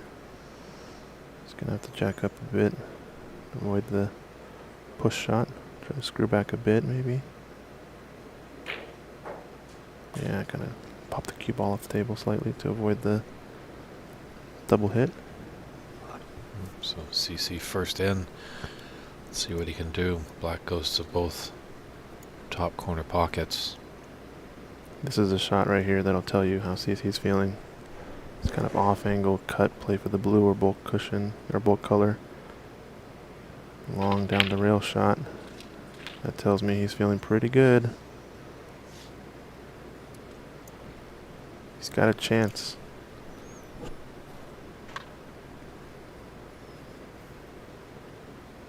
He's got the chance he's worked for all match long right here.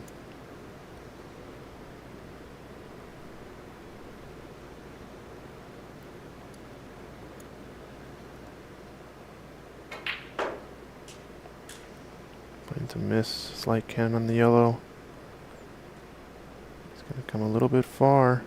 Don't know if he has this cut in the loose red. It tells me, based on body language, is possibly yes. It's another massive shot.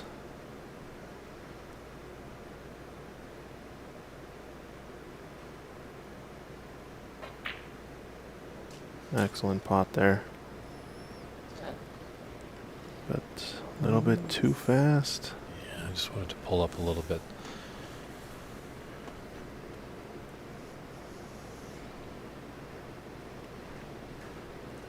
Scratch of the head. I think he's going to have to play a safety now.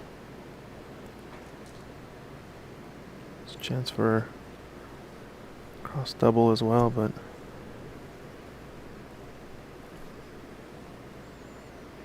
not worth it.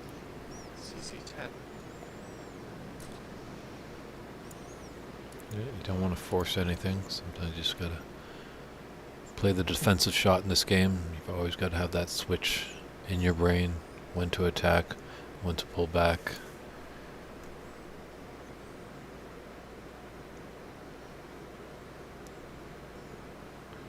Doesn't want to leave a pot on here. This could be disastrous. Uh-oh. And black's still available. Just in hit there. Wanted to just roll into the pack of reds there ever so gently. Yeah. Pink's away from the pack. Just a little bit too much slide off that cushion. So CC with another chance.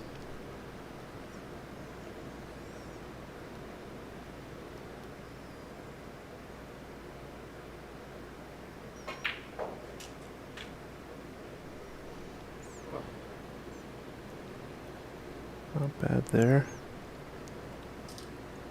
There was option as well to play for black or pink, but not really many reds on, so we're going to have to see a split of the pack here. It's a tough blue to cut in.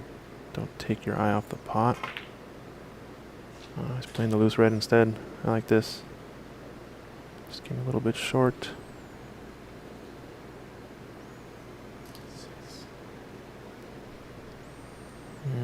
Risky cut here if he takes this on.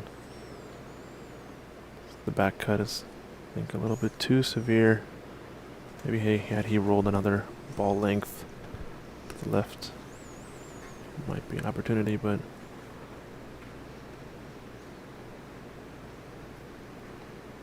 I think he's got to play the safe. Pressure's all on Darren now. He's got the momentum on his side, CC.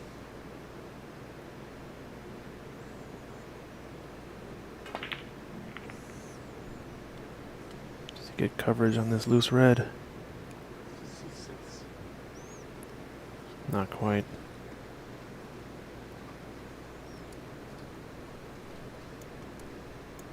Just gonna open up some reds. Yeah.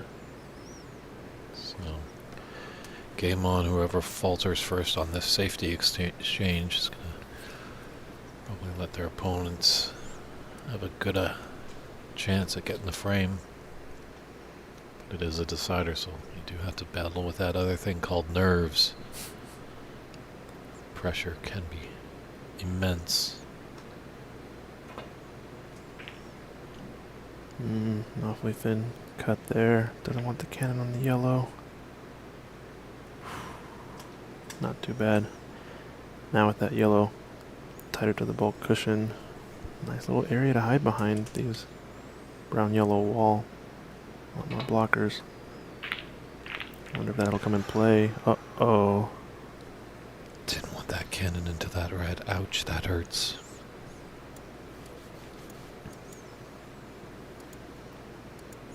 CC can... that closest red that he has. Just trickle it into the top left corner. Get the black into the opposite corner. Get it back on its spot.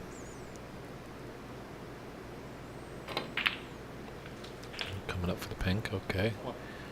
Yeah, you know, that's one of the first practice sessions or exercises you do when you start this game is pretty much put the black on its spot, pot it in, bring up the black, and keep potting blacks off its spot from wherever you land up with your cue ball.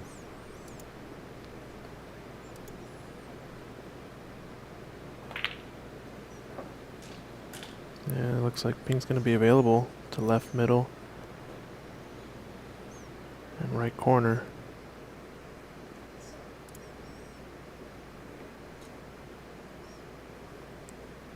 Eathlum, I think video seems to be working fine for me. Might want to check, just refresh your page. Oh, wow, just kind of turned his shoulder into that one and mishit that completely. This could be disaster for CC. Now the chance for Darren. Yikes. It's got to be, the pressures are mounting now.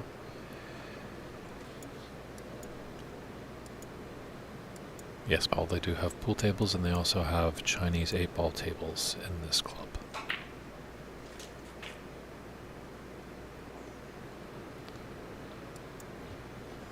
Not hitting it perfectly center in the pocket there, but This is what's so tough about this game as well. He had a great opportunity, CC did, and then he just misses that shot, and so he's probably just reeling in his chair because now his opponent has a great opportunity to nab this frame. oof. Almost cannoned into the pink, but he's got a shot. This left red of the bunch, the 3 in the bunch next to the pink, goes to left middle.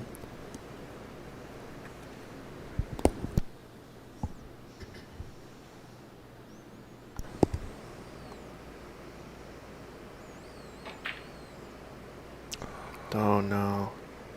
I think he's missed that pot. Past couple of times he's shot at it. Maybe Pressure is a strange thing. he's missed it, I think, to the same part of the pocket. On the opposite side as well. I think a frame ago or 2 frames ago we saw a similar shot to that. A couple shots.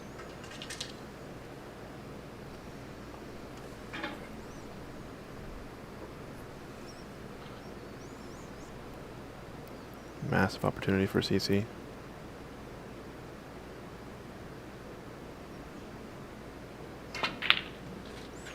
It's gonna go betwixt and between, like you said. This frame definitely not over yet. I think he was possibly playing for pink to left middle at that pace, or black to the right corner.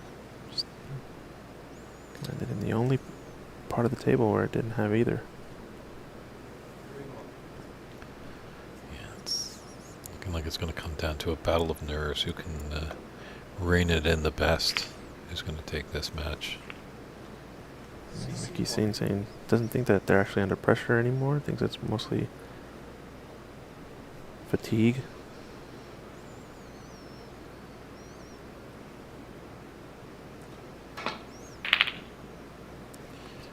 So yeah, definitely mental exhaustion is there.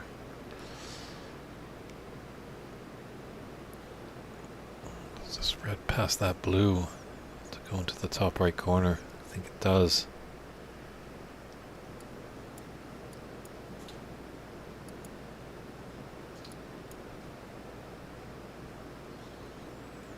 He's looking for the middle pocket as well. It's a big shot here. Definitely, so he's taking it to the middle.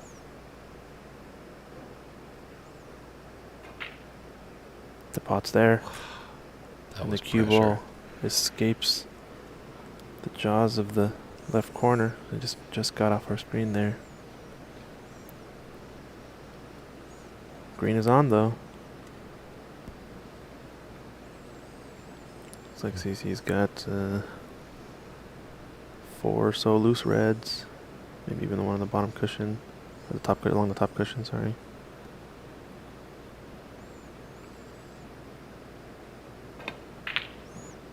Oh, Seen him miss these pots that he's been knocking in all match long. It's got to be a mix of everything. Roller coaster ride of a deciding frame. One of the finer things in sports. You just can't beat it. Got Sargon Isaac in the chat. He just was in the booth earlier. So he has a safe drive home.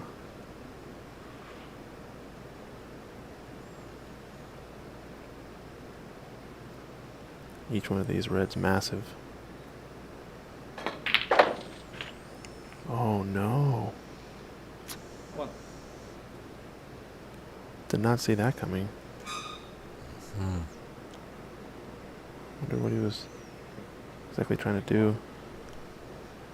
Maybe break out one of those balls, or didn't get quite enough low on the cue ball. Black seemed available if he was able to hold it. Now pink is over the pocket, so risky here. I think if CC gets one of these reds,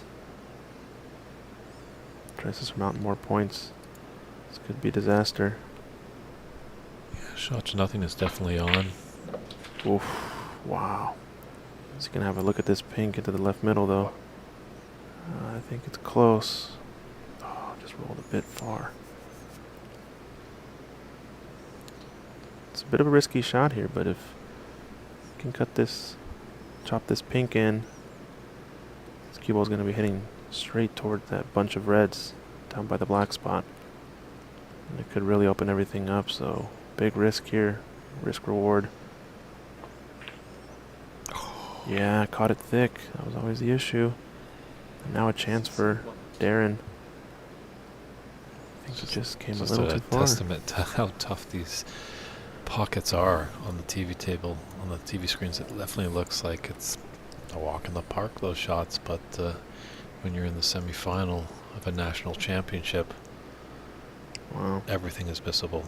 Another pot to this left middle that was missed earlier from Darren. See if he has it. Did catch it on the thick part of the pocket. I think he's overcompensated there. Yep. As we saw, he keeps hitting the far point there, just about a ball or so overcut. Wonder if that is sort of placed a plot of real estate in his mind now, and could that be the last big mistake?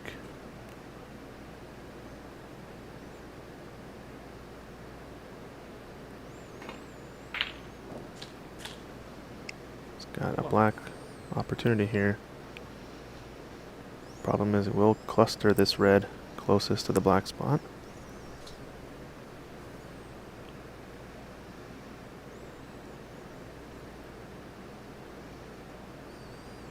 Opting to play the high ball, probably going to play the red along the right cushion next.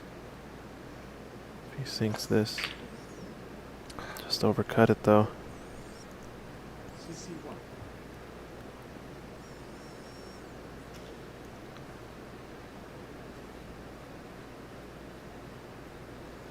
You can feel the tension in the room.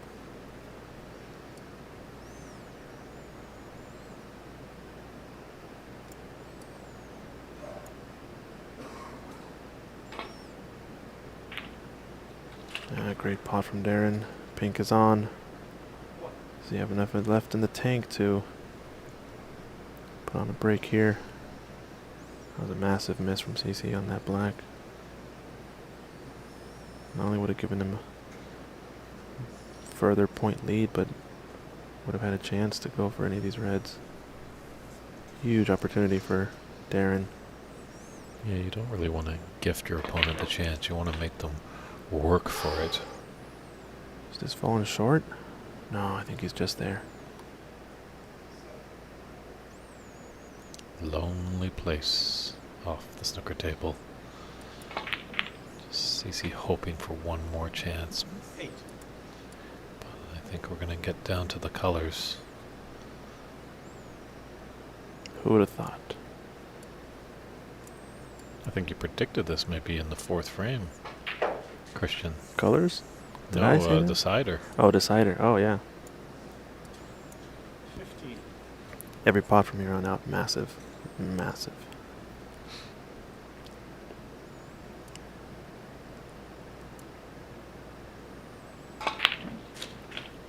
Great shot there. Last red is out in the open. I think the only part of this table that might pose a threat is this yellow-green situation up table, but I think the yellow does pass.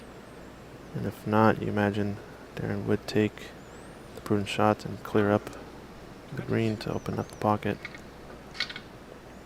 No, it really looks like it goes either way, so huge shot this with the rest.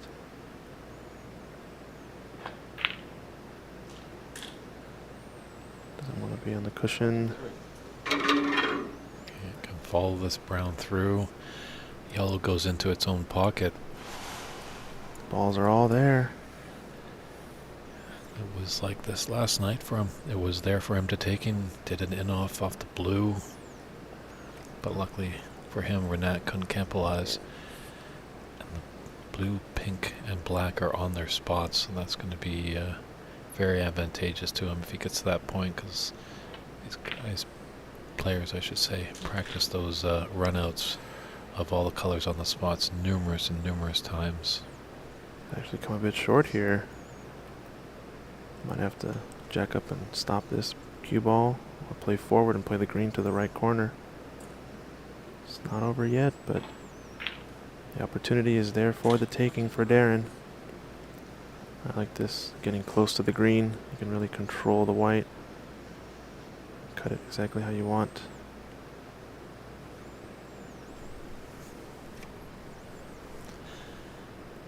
Yeah, this one has pressure. Simple stunt shot. Slight follow. Massive. Massive shot. Rattles home. Wow. Appreciation by CC there. This is the chance. Needs the blue and brown. It's in the hole. It's a little bit steeper on this blue than I would like, but... And this is pressure.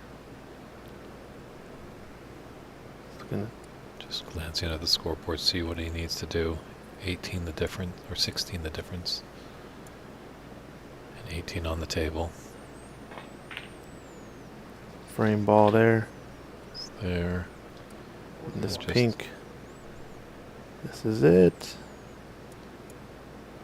Pink finds the bottom of the pocket. We're going to find Darren Taylor in the final of this 2023 United States National Snooker Championship to battle Stephen Wong. Calm his nerves. Can he do it? And it's there. And he Fought off sinks it. another fight back. Wow. Impressive.